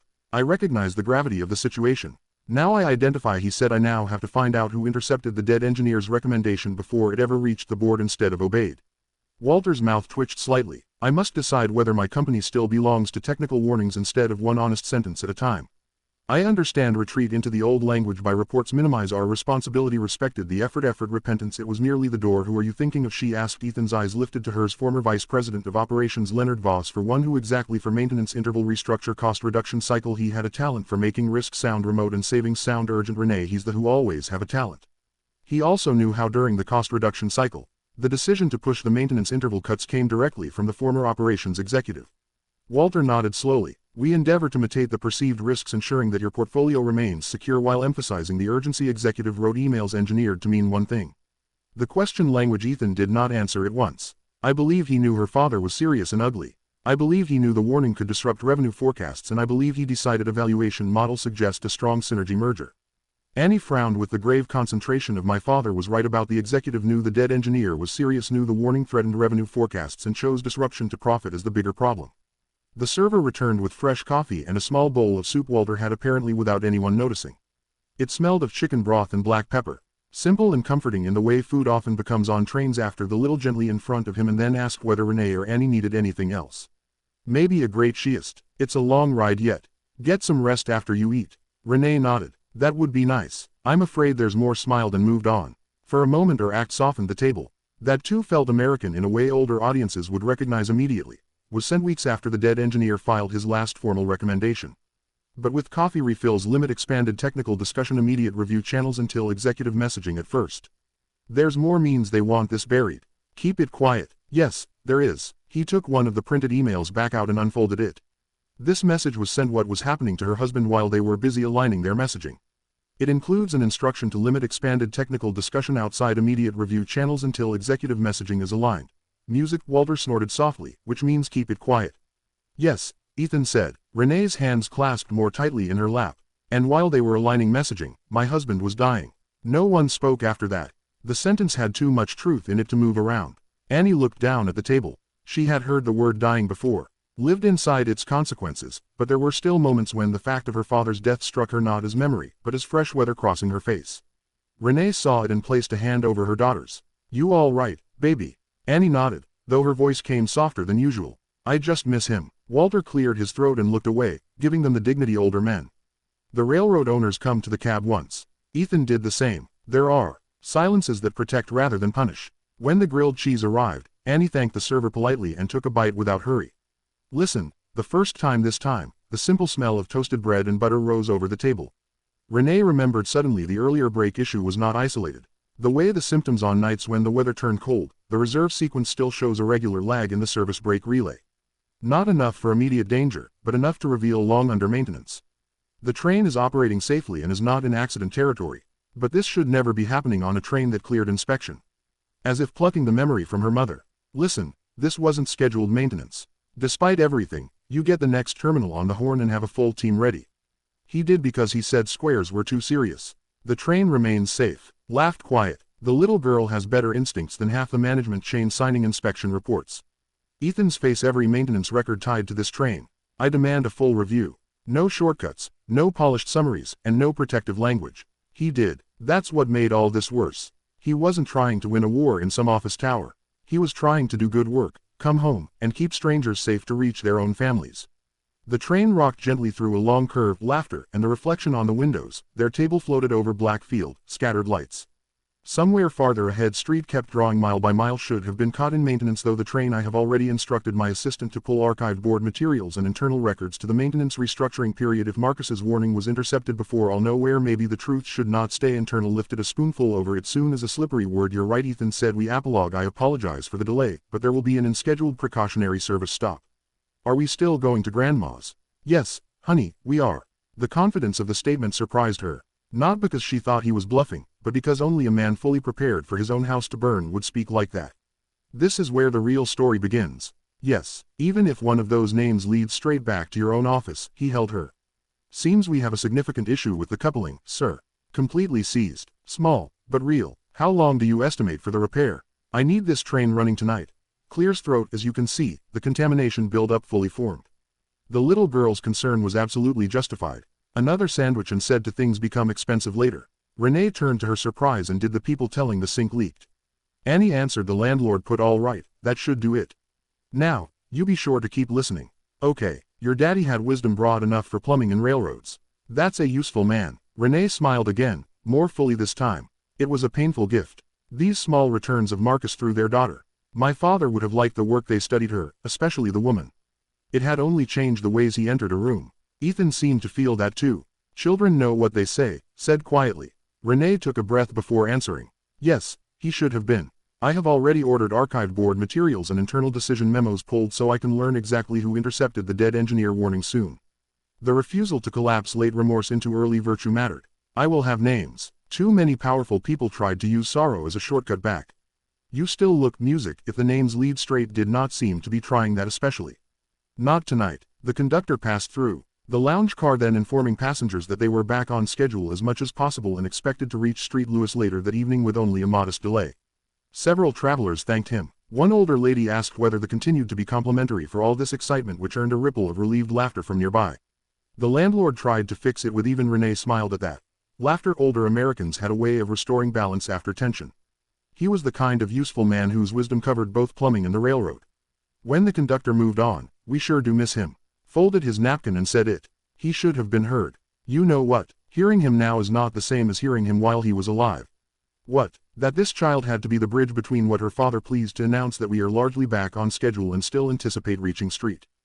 Louis this evening. That's a relief. Thank you. That's a heavy thing. The coffees say complimentary for all this carefully. Laughter, it doesn't feel heavy, she said at last. What strikes him most is that the little girl had to become the bridge between what her father knew and what grown men helped the rest of us catch up. The word does not feel heavy to me. It feels like not abruptly but with purpose. I need to make some calls while we still have signal. He said, may the Lord help the rest of he gathered the printed pages, then stopped and looked directly at Renee. I meant what I said before dawn. Renee nodded once. Then don't come back. I need to make some calls while we still have signal. He looked at Annie next. And thank you. I meant what I said about having named before dawn for listening to making it impossible not to. After he left, Renee leaned back in her seat and a long breath. You really cared, music without the train itself. Its wheels striking the rails with a measured steadiness that now sounded to Renee like something more than motion. It sounded like continuation, like an old system. Still, the mother listens to the wheel strike the rails with a measured steadiness that no longer sounds like mere motion, but like a sandwich, and rested her head lightly against her mother's arm. Outside, the black countryside streamed past, broken only by occasional station lights and distant homes. Somewhere ahead was Grandma Louise with her good lamp in the front room, her cornbread in the oven, and her way of hugging Creek without letting it run the whole house.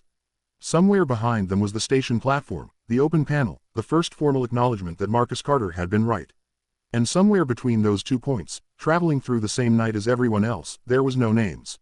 Ethan, the next call standing between 2 quarter numbers depend on this clearing by midnight. Sealed edges of people and the sound of the rails undercut every sentence with a hard metallic rhythm. He preferred it there. The lounge car had too many witnesses, too much warmth, too much humanity pressing against the shell of the executive habits he was trying not to retreat into in the vestibule with the dark glass at his back and the country rolling past unseen. The merger is leaking. We need to initiate the lockdown protocol. The first call went to his chief music of staff. Apologize for the hour, but this cannot wait with the alertness of anticipated to emergency. The documents are secured and the legal team is on standby in convenience. Where are you now, Ethan? I need archived operational tipping fleet. He said all of it, not summaries. I want the original board memos, the executive review notes, and the full email chain. No summaries, no redaction. Give me the unfiltered reports. There was a brief pause. Tonight, another pause. Thinner this time. Is legal aware? Have you looped in legal on the restructuring enough to ask the only useful question left? And what exactly did you promise them regarding the acquisition? Glass at his own reflection floating. The situation is bad enough that a child maintenance chain missed. Silence answered him, but not empty silence. The kind that forms when competent people hear a sentence and instantly begin reorganizing their priorities around it. I'll wake records, she said. And legal, I'm calling them next. He ended the call and stood still for a moment. One hand braced against the wall. There had been a time when he would have begun such a process differently. He would have called legal first, framed the problem through exposure, assigned a communications team to prepare language, requested a risk matrix before demanding facts. Tonight, the order itself felt morally revealing. When truth threatens a corporation, the instinctive sequence exposes what the corporation worships. He called general counsel. The attorney answered in the clipped, guarded tone of a man who slept with the CFO to freeze clients like Ethan believed the morning. I'm reopening the dead engineer's files. The man on the other end went quiet in a way that answers that legal already knows the danger. No requestification recognition enough. The only category that matters. Enough. That is not a legal category. It's the only category. We recommend a controlled review before any public action. If this relates to legacy maintenance records, I'd strongly advise a controlled review before. No controlled review. There it was. No quiet committee. Two clean words carrying the familiar scent of delay. There will be no control briefly. No private committee. Themed containment plan. No. No controlled review. No committee. No private document history before dawn. Names, dates, and document history before dawn. With all due respect, Mr. Whitmore, it's imperative that we proceed involving.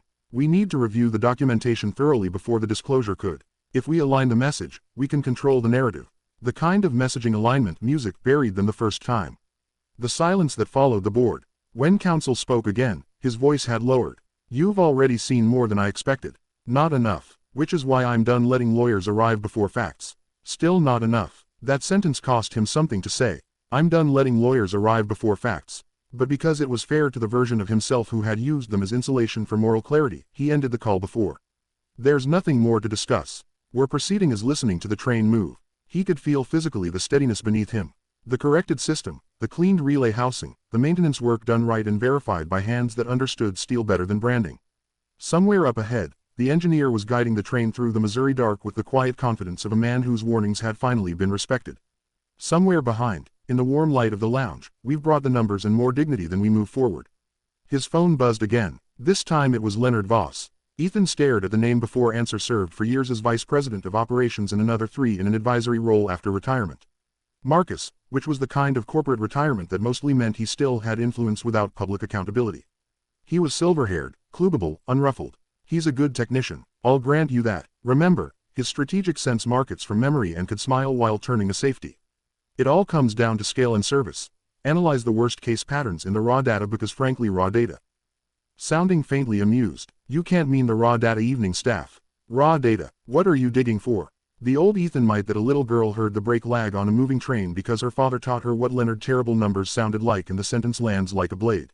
What happened? Tonight maintenance confirmed contamination buildup and deferred service and there is nowhere left to hide.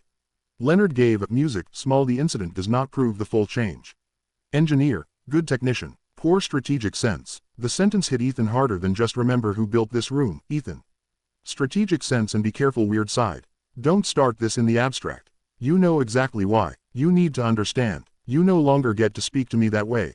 That time is never understood scale. You cannot halt service movement every time an engineer sees a worst-case pattern in reopening old decisions. In the heat of tonight's voice had gone flatter than the company. His warning was the company damaged itself the moment it taught men like Leonard to call buried risk. Ethan felt something inside him sharpen. The whole matter is larger than one engineer's grievance. Something colder. Anger still hopes the other man does not mean what he sounds like. This did not a little girl heard the brake lag on a moving train today.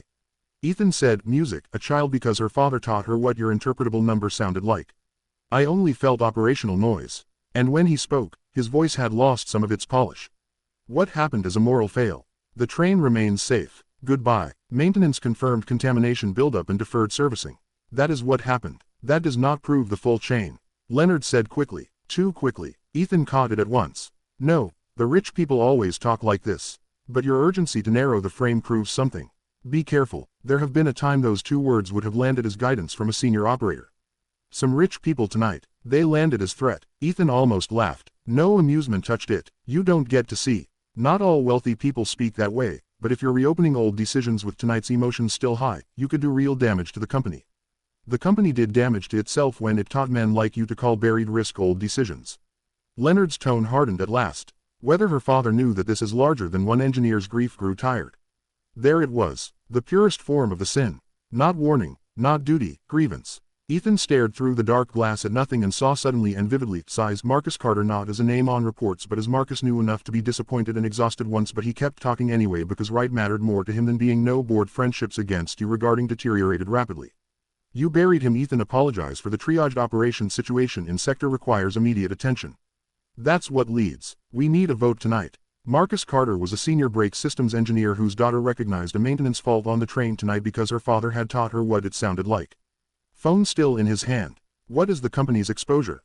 Through the dark, the glass held only his reflection. A man in an open collar, face older than it had been. The company's true exposure had just discovered the architecture that leadership protected convenience over integrity until a child forced them to listen in the lounge car into something quieter and more music dangerous. Clarity. Walter Green had excused himself to stretch his legs, leaving mother and daughter in a pool of warm light near the window. Annie had curled one foot beneath her and was drawing absent-minded circles in the condensation. The routing metadata confirms the breach. We've also included the internal communications, the reclassification record, and a direct phone admission from Mr. Thompson himself. It's merely a legacy personnel issue, a maintenance irregularity. We're handling it. No, this is a moral emergency. Stop the minimization. Now. The question startled because a dead engineer told the truth and his daughter, Music, had to make the company listen, demanding that anyone more worried about Annie nodded as filing away. How is this possible? Renee studied her daughter's face. There was no fear there, no burdened confusion, only attention. Annie was still in many ways astonishingly young, still capable of sleeping with one hand under her cheek and asking for pancakes shaped like stars. Yet tonight she had stepped cleanly into the moral weather of adulthood and remained herself inside. Renee felt both proud and heartsick over that. When Daddy got tired, he said, "What are we going to do?" Did he know they were doing it on purpose? Renee has been removed from advisory access, credentials frozen, preservation orders activated, and an external review retained. I think he hoped at least one soul of it. Annie looked down at the whistle.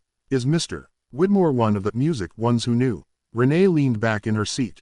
Outside, the public statement is being drafted with Marcus Carter's name at the front with Music language naming the failure to honor documented larger towns. Not a legacy. Who wrote that language? She said, but not all in the same way. I did. Some people know because they see the whole wrong thing and choose it. Some people know because they let other what will happen to the bad man who hid her father's papers. Annie thought about that with the fierce seriousness she brought to everything.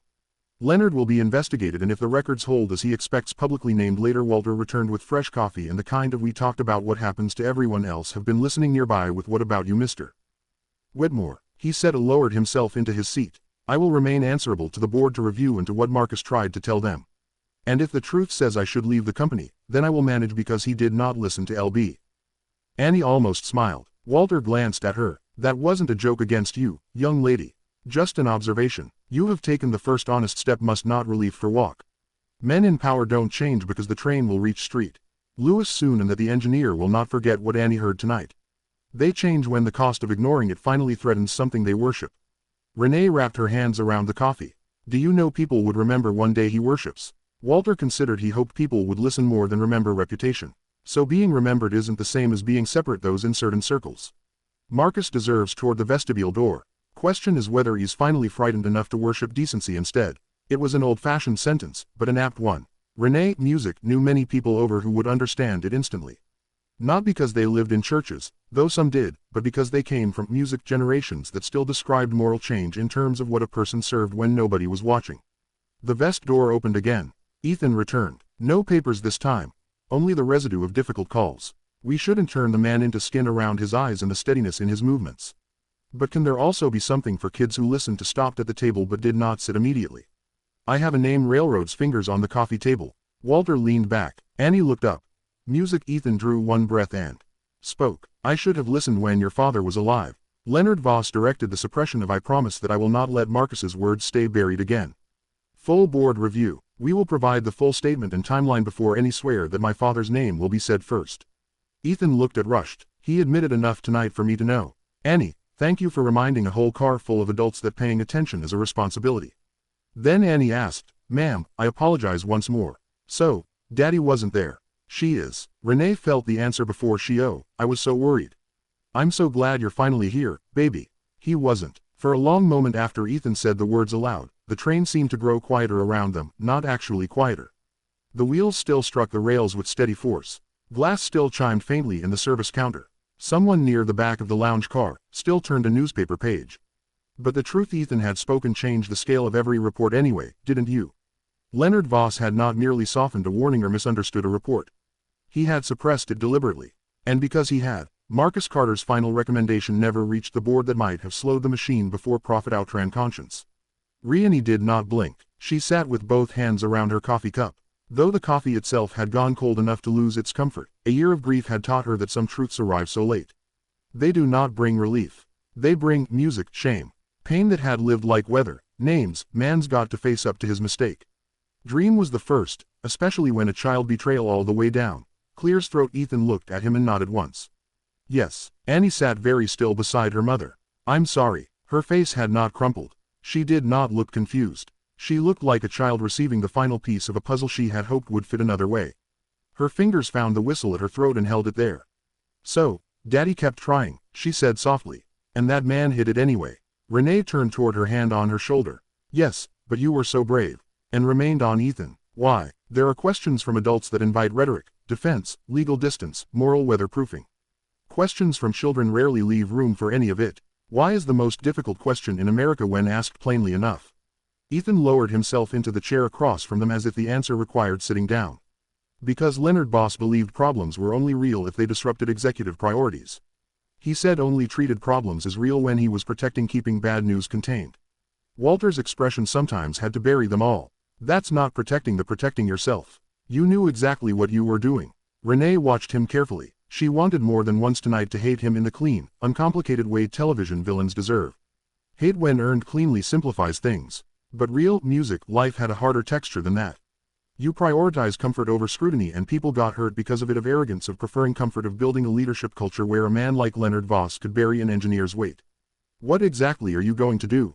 Top floor would thank him for reducing noise. That guilt was understand why you're angry. So was the fact that tonight it, instead of hiding us from it, that did not make him I'm here to music take responsibility, made him answerable. This behavior has immediate consequences, as I am promising the suspension of the man responsible effective immediately. I'm ordering Leonard Voss suspend. I am ensuring that every communication regarding Marcus Carter's music reports and the restructuring is preserved. Complete paper trail starts now in the maintenance restructuring. I will call an emergency board session before sunrise. Session before sunrise. Walter let out a low whistle. That'll wake some expensive people. It needs to. Renee's eyes did not leave his face. Expensive people. And when they tell you to handle it quietly, what will you do when the board tells you to handle everything quiet? Certainty in that sentence was not dramatic. It was exhausted. Sometimes exhaustion tells the truth better than conviction. Conviction can still imagine applause. Exhaustion only wants the burden named correctly. Excuse me, folks, can I get anyone in the table? Slowed when she saw the expressions there, but I think we're all right for now.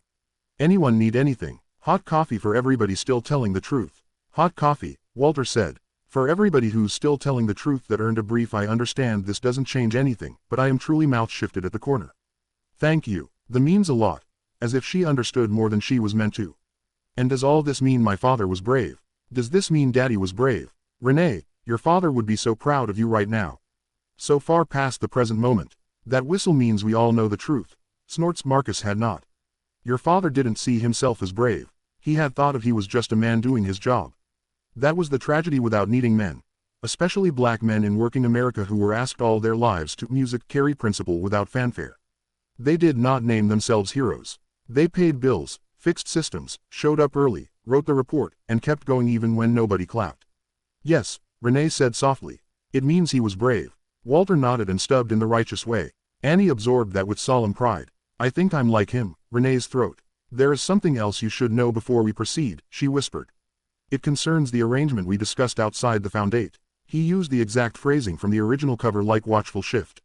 The phrase operational noise issue appeared in a briefing note sent upward to my office years earlier, and I remember being irritated by how casual and whatever came after this night. Ethan glanced toward the window. Although the wording bothered me, there's something. I signed the review packet anyway. Her expression sharpened. He knew the phrase was wrong and kept moving anyway, reducing corporate complexion to a moral blade. He called Marcus's report an operational thing. That phrase appeared in a briefing note sent upward to my office years ago. I remember it now because it irritated me at the time. I thought the wording was too casual for engineering material. Size. I signed the review packet anyway. Renee did not respond immediately. Already preserve everything connected to Marcus Carter's report. Not summaries, but all of it. And you kept moving. I now suspect this went beyond poor judgment into deliberate. Didn't stop it. Betrayal. Ethan closed his eyes briefly. That's true. Does betrayal mean? It means choosing to hurt someone you care about. Leave it to the young to scrape all the paint off the line. Claire's throat sat back in her chair. Sir, it's quite comforting. You understand this isn't just about one train, don't you?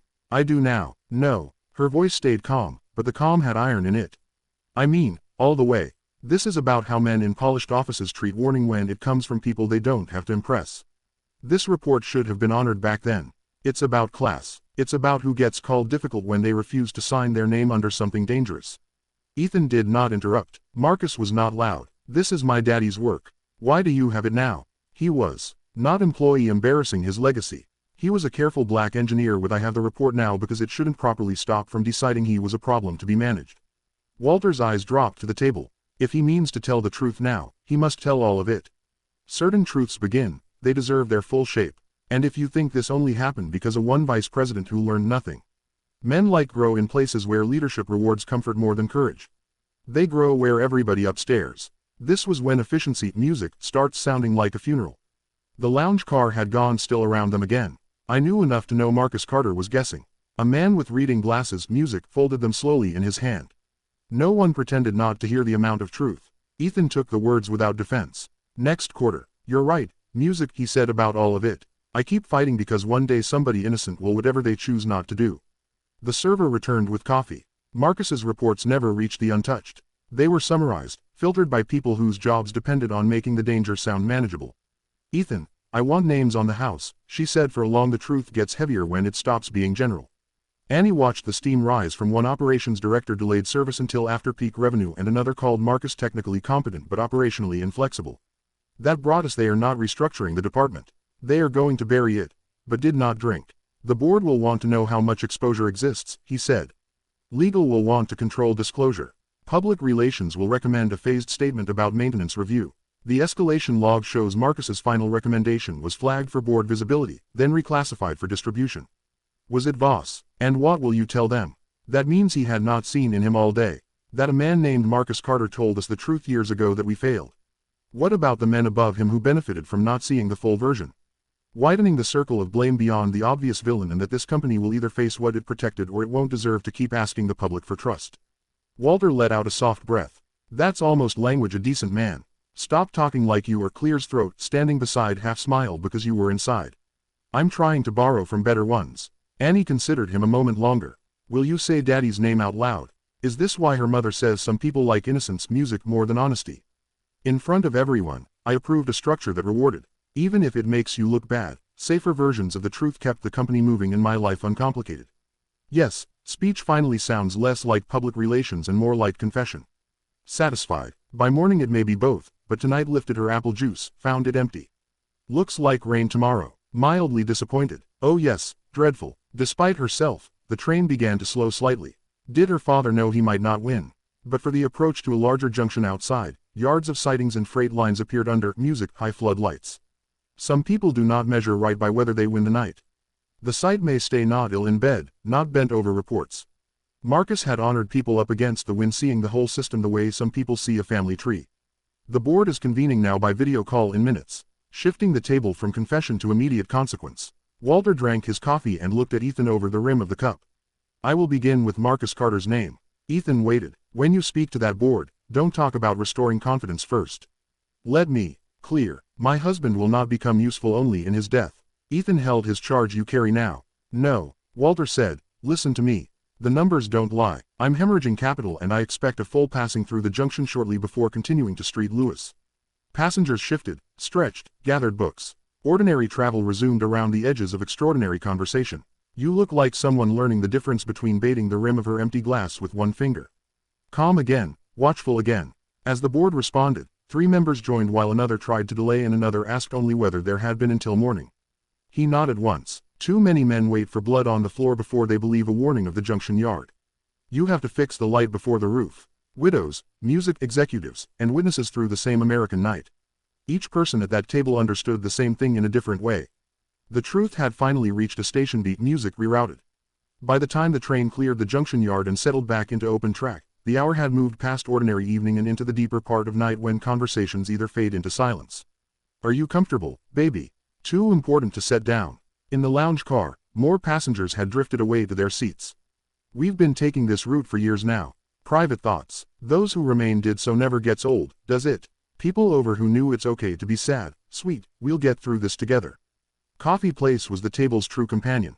Outside, Missouri farmland slipped by in long, dark reaches, interrupted now and then by porch lights, grain elevators, or the pale blink of a crossing signal. Annie had finally grown still enough to lean against her mother's side, not asleep, but settled. One of her small hands rested over the brass whistle at her throat, as naturally as another child might hold a lucky charm. Renee stroked her daughter's hair once and then looked back across the table at Ethan Whitmore. He had been working quietly through a stack of notes on his phone, sending short messages, receiving tour replies, building what looked less like a strategy than an indictment. Every now and then, he paused and rubbed at his forehead as if the day had left a pressure there that no amount of executive discipline could smooth away. Walter Green watched him with the patience of a man who had spent a lifetime deciding whether the truth is. At last, he set his cup down. You got to decide if you're big enough. You look like a fellow learning the difference between bad character.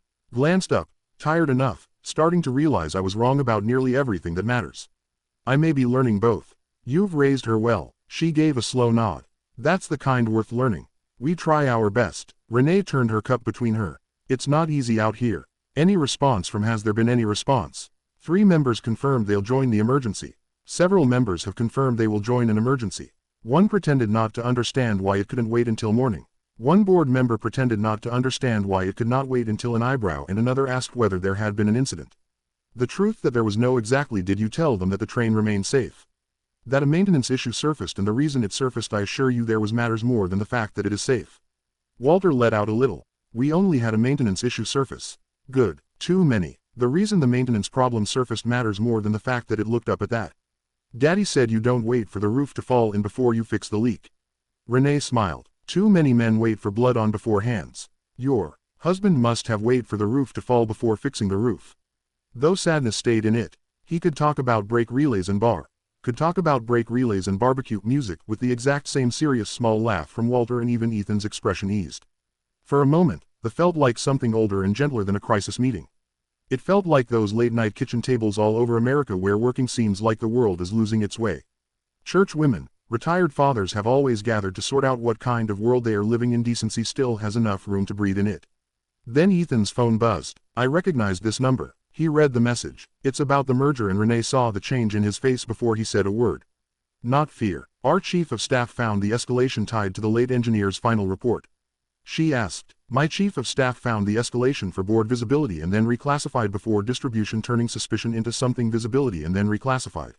Reclassified the report. Walter leaned forward. By boss. Yes. Can they prove it? Ethan looked at screen again.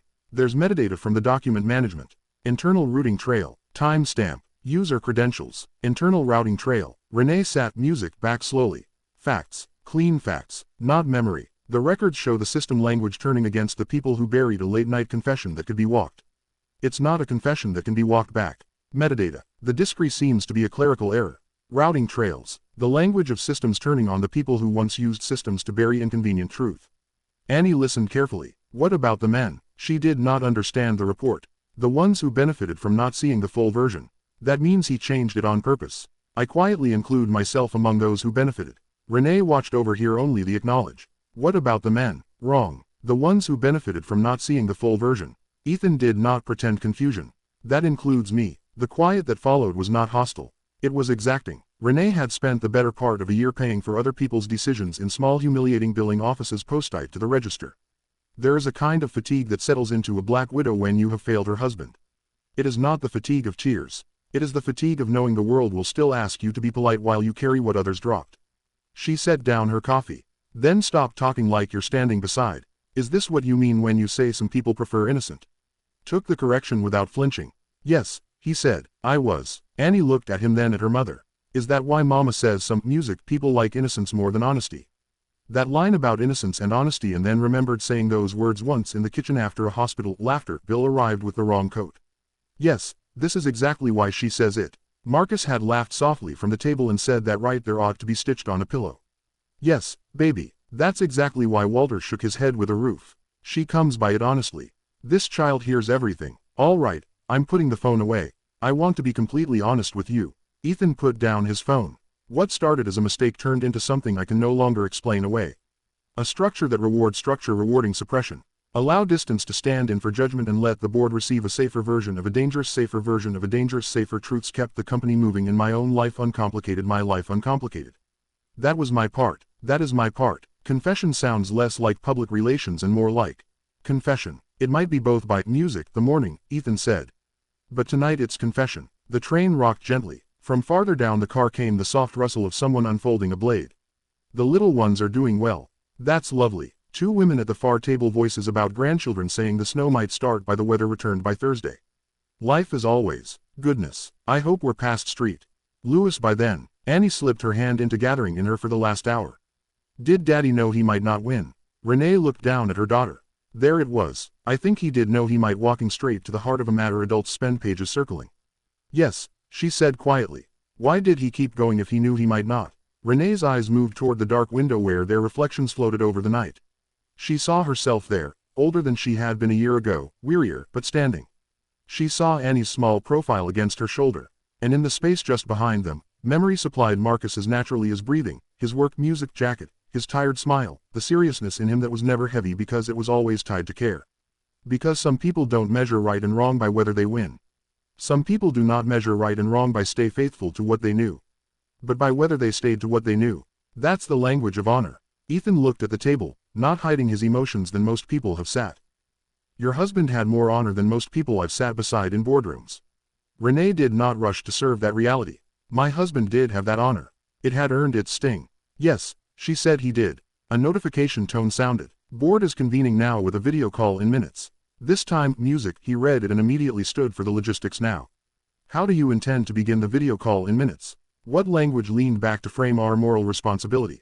How do you plan to begin? Ethan looked for prioritized the murder. The right answer mattered more than polished language. Now with Marcus Carter's name, we will begin with the latest changed at that. Not into joy exactly, but into something steadier, more solemn. Say it right. You have to say it right. Ethan almost smiled. I understand. I will. I promise I will. Before he turned to go, Renee spoke one more time. Do not make my husband useful. Only in death or suddenly admire the man your company found inconvenient while he was alive. The man your company found inconvenient. You must tell the board what was done to my husband, clears throat, and what kind of place allowed it. What kind of place allowed it? He took that in like a man receiving instructions before stepping into what this will cost the company until he has first what it already cost until after you ask what it already cost the decent people in it. Do you have anything else to add before I speak to the board? He looked at Annie last. Anything else? She thought for a moment then said don't make him sound small. It was such a child's sentence and such a devastating one. Renee felt her chest tighten around it. So many institutions shrink the people they fail, reducing them to employee, music, number, legacy, concern. Former engineer, I promise you that I will not diminish the engineer. I will not allow that. I won't, Ethan said when he left for the vestibule again. The lounge car felt both emptier and calmer. Something irreversible had begun. Not justice completed, not redemption guaranteed. But the moment had passed when truth would still be rearranged into a memo. Walter sat back for the sigh and glanced at Renee. I am not all right. Renee gave the kind of smile when the honest answer is more complicated than the room snorts requires. Steadiness counts, she said. But I'm steady. That counts. May I tell? Annie leaned into her son. May I tell them, Mama? Yes, baby, when we get to Grandma's house. Grandma's. Can I tell her, Daddy? Say that my father still. Renee closed Clear's throat, her eyes for one brief second. Yes, she whispered. You can tell her that. Outside the night opened wide around the moving train. Small towns rose and fell in pools of amber light. We have mistaken control for wisdom for too long. Somewhere beyond the dark river. This approach is unsustainable to speak to a boardroom full of people who had long mistaken control for wisdom. And in the lounge car, under warm lamps and the quiet music, witness of ordinary travelers, a widow and her daughter waited to hear whether the truth would finally be said in the language it had always deserved. The Missouri expansion is not negotiable. We're losing time. The training situation, the deliverables will be ready. The restructuring will seem to remind him that this conversation was not taking place in a tower or a private club or some insulated convergeties, and the Q reports are undeniable. Thomas, we have a duty to the shareholders to disclose this truth about how his company had treated the decision in the same night. With all due respect, Eleanor, this timeline is completely unrealistic given the market volatility. Silver-haired composed. I understand the urgency that calling this meeting at midnight is frankly disrespectful of our time. The market doesn't sleep. Finance, music, heavy expression already sharpened by irritation at being called this late. Then Sonia Rieff, former regulator whose face carried none of Talbot's annoyance. This warning has significant inconvenience for the require immediate justification. Two other directors joined without speaking. Their homes behind them, dark studies, kitchen lights, city windows made the whole thing feel more intimate and more damning. Margaret was first to speak. Ethan, this had better justify the hour. He looked at the grid of faces and thought, not for the first time. I will begin with the American disasters begin with someone of means asking we Jenkins. Yes, it does, he said, and I'm beginning with a name. He was a senior brake systems engineer tied directly to the regional passenger network. His snorts expertise is now on the record, as though he half remembered something. Repeated warnings about brake relay contamination and deferred servicing have been submitted years earlier and ignored, which was its own kind of reaction. Earlier tonight, a maintenance issue surfaced on one of the trains. The train remained safe and there was no accident only because the warning was caught in. The issue was recognized by the engineer's young daughter on board because her father had taught her what brake trouble sounds like. A maintenance issue surface. Before we discuss the human element, I need to know the exact extent of our financial exposure. But the issue was recognized by Carter's exposure was not a loss because her father had told the fact that the dead engineer was right along. Then Eric said the thing men like Eric, the engineer's final recommendation for broader action had been deliberately suppressed for full board review was that Marcus the company treated a true warning as operational recommendation for broadly suppressed reached full board review the company as operational noise and protect the metadata and the email trails confirming the cover the warning was deliberately suppressed by whom Leonard Voss and I know who was responsible. Sonia's mouth tightened. Eric leaned back. What the hell are you talking about? One of the other directors. We require evidence executive named Paul a curse under his breath. But the records show the routing metadata to subsequent internal communications. Regarding the transfer and the final reclassification records are all present. He adds that music he spoiled to the retired operations power broker directly that notification and heard enough to confirm intent. Email language tying expanded. Is really just a legacy personnel issue combined with a minor maintenance regulation. There was no harm with Voss directly tonight. This framing is unacceptable. A dead engineer already told the company the truth of the night a legacy personnel issue.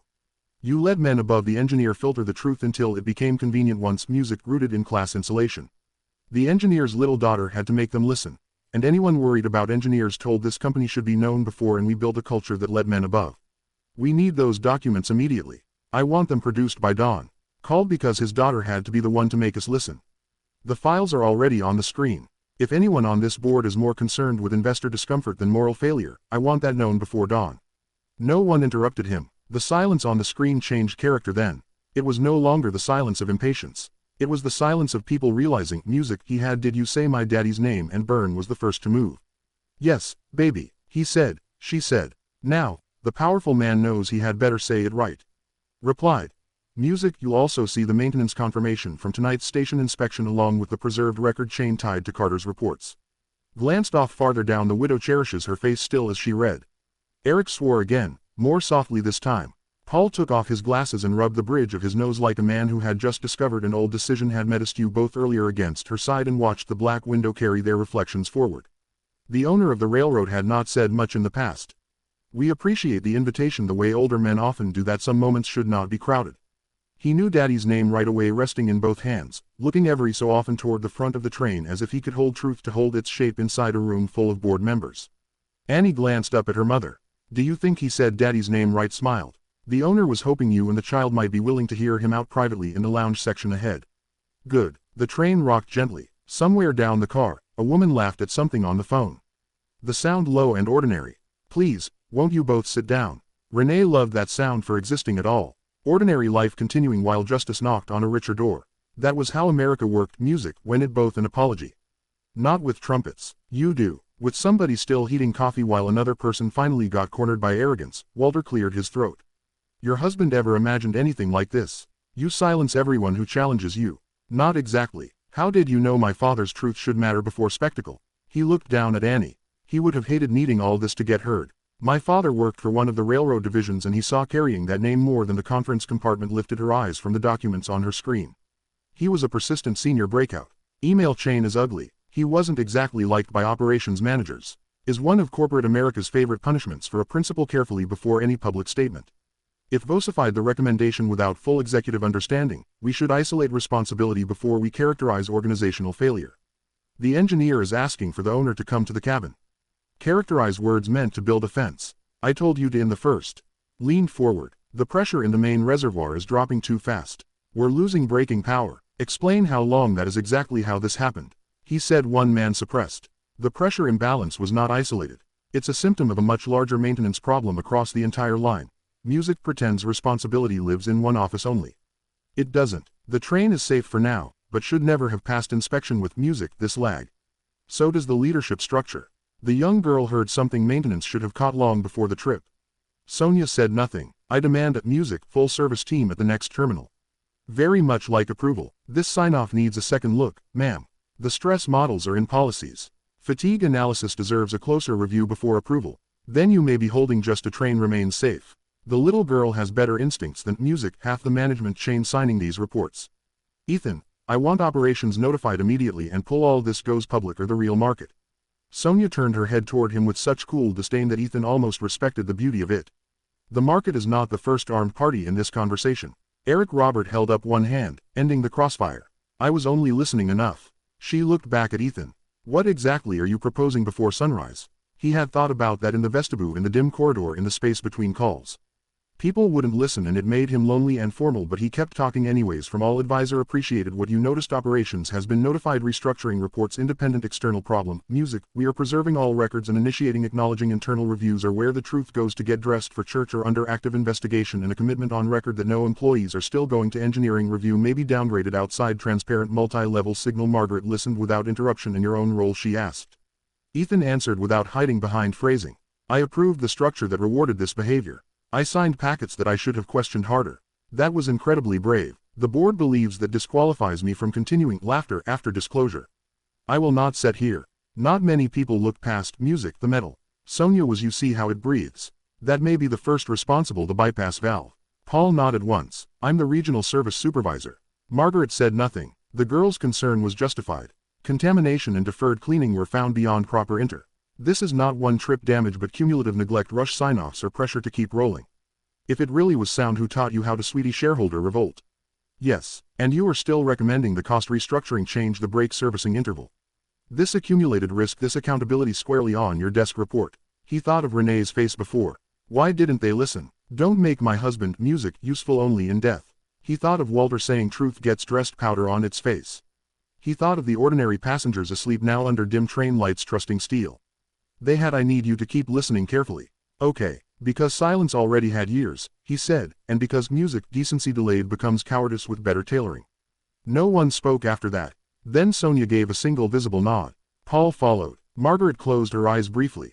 My father would have liked those workers, especially draft the emergency resolution. I want the board within the hour. And Ethan, yes, when this becomes public, Marcus Carter's name does not go in the third paragraph. It goes in the first for the first time. That music night. Something in each suspending the retired operation advisor, preserving every Carter-related communication and calling an emergency. Back in the lounge, car had drifted into the edge of sleep with her head against Renee's shoulder, not fully, just resting in that childlike borderland where voices still pass. Renee brushed her fingers through Annie's hair. So you heard a wrong thing and told her the meeting had moved. Walter wrote, this is not about one train, but about race, class. The way officer was a bad man. Their voting on emergency resolution and distance made him less honest until that itself became its own. External review was moving. I appreciate the observation orders are active. Let's ensure this operational noise doesn't distract from the main objective. See to it that the matter is closed. We need public acknowledgement naming the dead engineer. If the board decides my role to qualify me, I offer my resignation. Acceptable. We will move forward with the external review. Silence has already had years. Decency delayed become cowardice with better tailoring. Emergency resolution engineers name the resolution all night. Yes, I did. The vote passed before midnight. Ethan did not announce it with drama when he returned to the lounge card. He simply stepped back into the warm pool of lamplight where Renee, Annie, and Walter sat and carried the result in his face like a man who had finally stopped trying to separate consequence from character. The train had begun its final run toward Street Louis, and there was a sense all through the car that the night had turned a corner. Not ended, not healed, but turned. Walter was the first to read him. Well, Ethan took the seat opposite them and let out. The emergency resolutions have all been approved. All emergency executive has been stripped of access. Leonard Voss is removed from advisory access effective immediately. Credentials are frozen and outside review will begin. External review is being retained before dawn. Preservation orders are active across operations. Preservation orders now cover operations and executive archives. That's the machinery. Ethan met his gaze. Yes. What about the soul of it? Then what about the soul of it? That question held the room still for a moment. Renee looked down at Annie, who had lifted her head from her mother's shoulder and was awake again. Though drowsiness still softened the edges of her face, she watched Ethan with the same steady-held, clear throat, all perhaps flawed in his tiredness could slow her body. We are committed to honoring the legacy without the state is already being, and that the deceased brake engineer's name is not being framed as a legacy housekeeping matter. The review will not be hidden as harmless housekeeping framed as a failure to honor engineering warnings that were documented. The man had said something acceptable. Not admirable, not yet, but acceptable. Renee wrapped both hands around her fresh cup of coffee. Who wrote that language? I wrote it myself. I wrote it myself. She held his eyes for a second longer. Okay, good. The train ran through a corridor of scattered industrial lights, and for a little while, they all sat in the low hum of motion and consequences around them. The remaining passengers in the lounge car had entered that late-night quiet particular to American travel. The train is running late. Jackets folded on. Don't worry, I'm fine.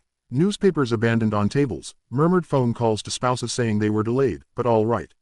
A man in a windbreaker snurred softly 2 tables over. An elderly woman carefully repacked a crochet bag. Life had resumed its ordinary posture, which made the moral seriousness of their table stand out all the more clear. What happens to the bad man first?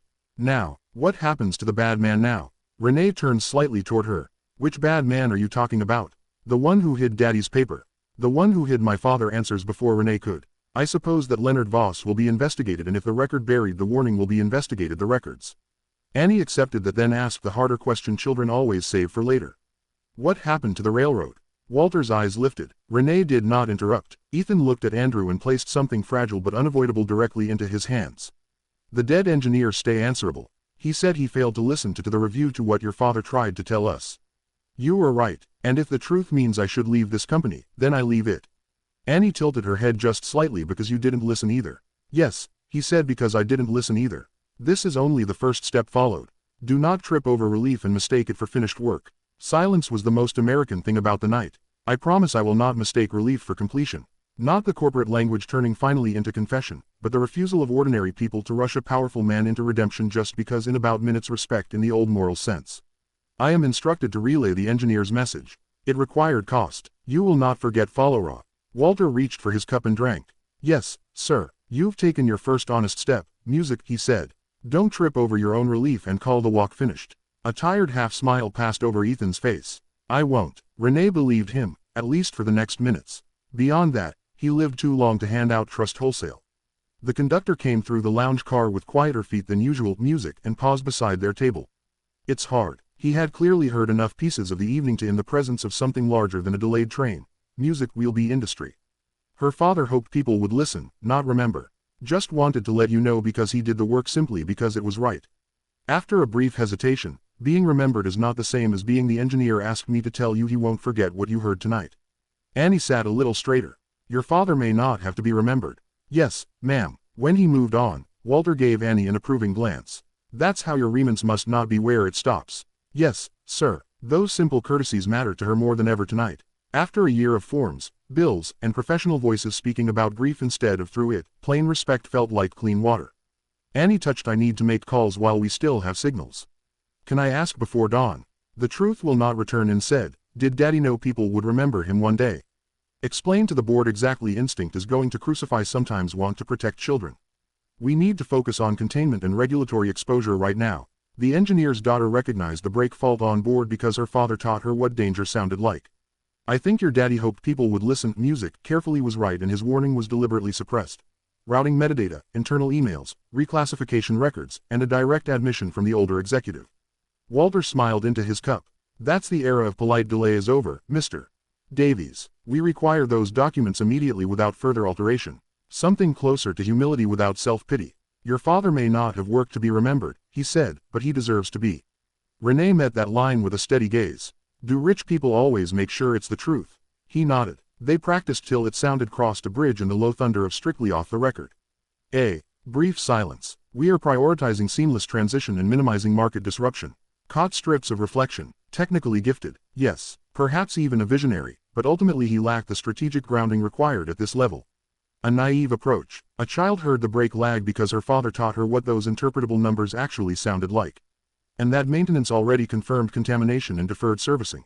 Reopening old decisions could damage the company had become too layered over cannot be renamed history. One was the simple one. A mother and daughter are different. Music procedurally, this is after many hard months apart. The engineer was the journey the night forced on all of them. The one from warning to witness from marrying a truthful engineer was not leadership. It was moral failure. The first had been planned. Was father lonely after? They both would arrive in Street Louis together. His phone vibrated again. He checked the screen and passed it across the table to Renee without music, a word. He knew and he chose to hope anyway. Was the draft statement still marked that embargoed but already bearing the shape of mourning? The first line read, Whitehor National Rail acknowledges that engineer Marcus Carter raised documented safety concerns that were not leadership. Renee was felt something deep and exhausted inside loosen a fraction. Not forgiveness, not peace, but vindication beginning to put on its coat. She handed, if you intend to tell the truth now, you must all of it. Ethan, not merely the safe pieces. There will also be a scholarship fund in his name. For young engineers. Walter made a low sound in his throat. Careful. Ethan looked at him. What? Don't turn a man into a foundation. Music. The company acknowledges that the documented safety concerns raised by the late Mr. Harrison Renee is a start because the line was sharp and true, and exactly the also a scholarship fund in the engineer's name for young engineers. Ethan, do not turn a truthful man into a platform before honoring the actual man who talked back. Can there be something for kids who listen to machines? The simplicity broke whatever remained of the night stares.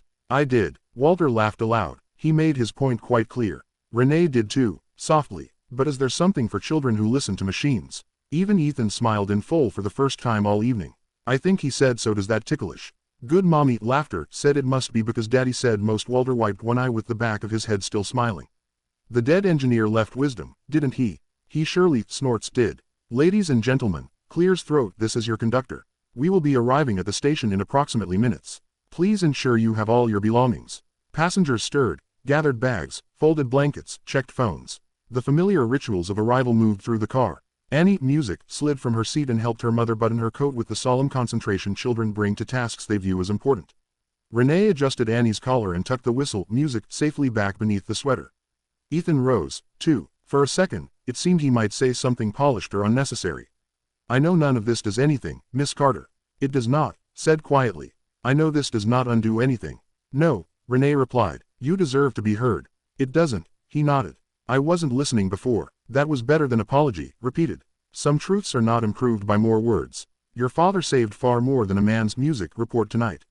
He bent down so that he was his lesson lived on through her, not asking her to rise into my father, but lowering himself into hers. His voice when he spoke had lost the boardroom. Altogether, your father saved a lot more than a maintenance report tonight. You were right through you. I shouldn't have done that. And he looked at him steadily. Can you listen? Yes, Ethan said. He did. And then in full view of the quiet lounge car with ordinary passengers glancing over newspapers and coffee cups with watching like a jury. Ethan Whitmore went one step further. Not theatrically, not like a man performing humility, music from which let the dead finally understanding the correct height from which to speak. Renee felt the air in the car change around the gesture. Older people notice postures. They know when someone is posing and when someone is being brought low by truth. Ethan kept his eyes on Annie. I should have listened when your father was alive. He said, okay, I didn't. I will carry that, but I will not let what he said stay buried. Annie did not rush to comfort him. She only touched the whistle once through her sweater and gave a small solemn nod. Okay, she said. It was not absolution. It was something stricter, and perhaps we won't let you down. More hopeful. Permission to prove it. Street Louis arrived with the kind of midnight glow only working cities keep. The train slowed beneath high lamps and signal bridges, rolling past freight lines, dark warehouses, and long rows of parked cars shining faintly under station lights. Then the platform came into view, broad and bright against the surrounding dark with bundled and station. Let's gather our things and get ready to go. Purpose under the clock inside the lounge car. People rose in stages, gathering coats, handbags, newspapers, half-finished coffees, and the small worn habits of travel. The ordinary business of arrival resumed all at once. Yet nothing about the night felt ordinary anymore. Renee stood and helped Annie into her coat. The child lifted her arms dutifully so her mother could smooth the sweater collar down over the brass whistle. That whistle mattered more now than it had even that morning. It had crossed from keepsake into symbol. Though Annie, music, herself still held it with the clean instinct of a daughter who simply wanted one piece of her father close to her skin. You ready? Annie nodded. Yes, Grandma is waiting for us. Questions? Renee smiled. Tired but real, and you're going to answer. Everyone rose from his seat with the careful stiffness of his knees had earned every year he carried. He picked up his hat, settled it on his head and looked at Annie, music, with a grave fondness that felt now. Well, young lady, it has been an honor. An honor to make your appointment. Took that seriously. She did everything that mattered. Thank you, sir. It was nice meeting you, Mr. Walter. He extended his hand and she shook it the way she had seen older people do in church foyers and funeral receptions, with attention and respect rather than playfulness. Walter then turned to Renee. Mom, Mr. Green. He gave her the small nod of one working adult to another. A gesture full of the old code. Your snorts husband would be proud tonight. The sentence struck with such clean gentleness that Renee had to steady herself. A blessing to meet someone like you right now. Music, thank you.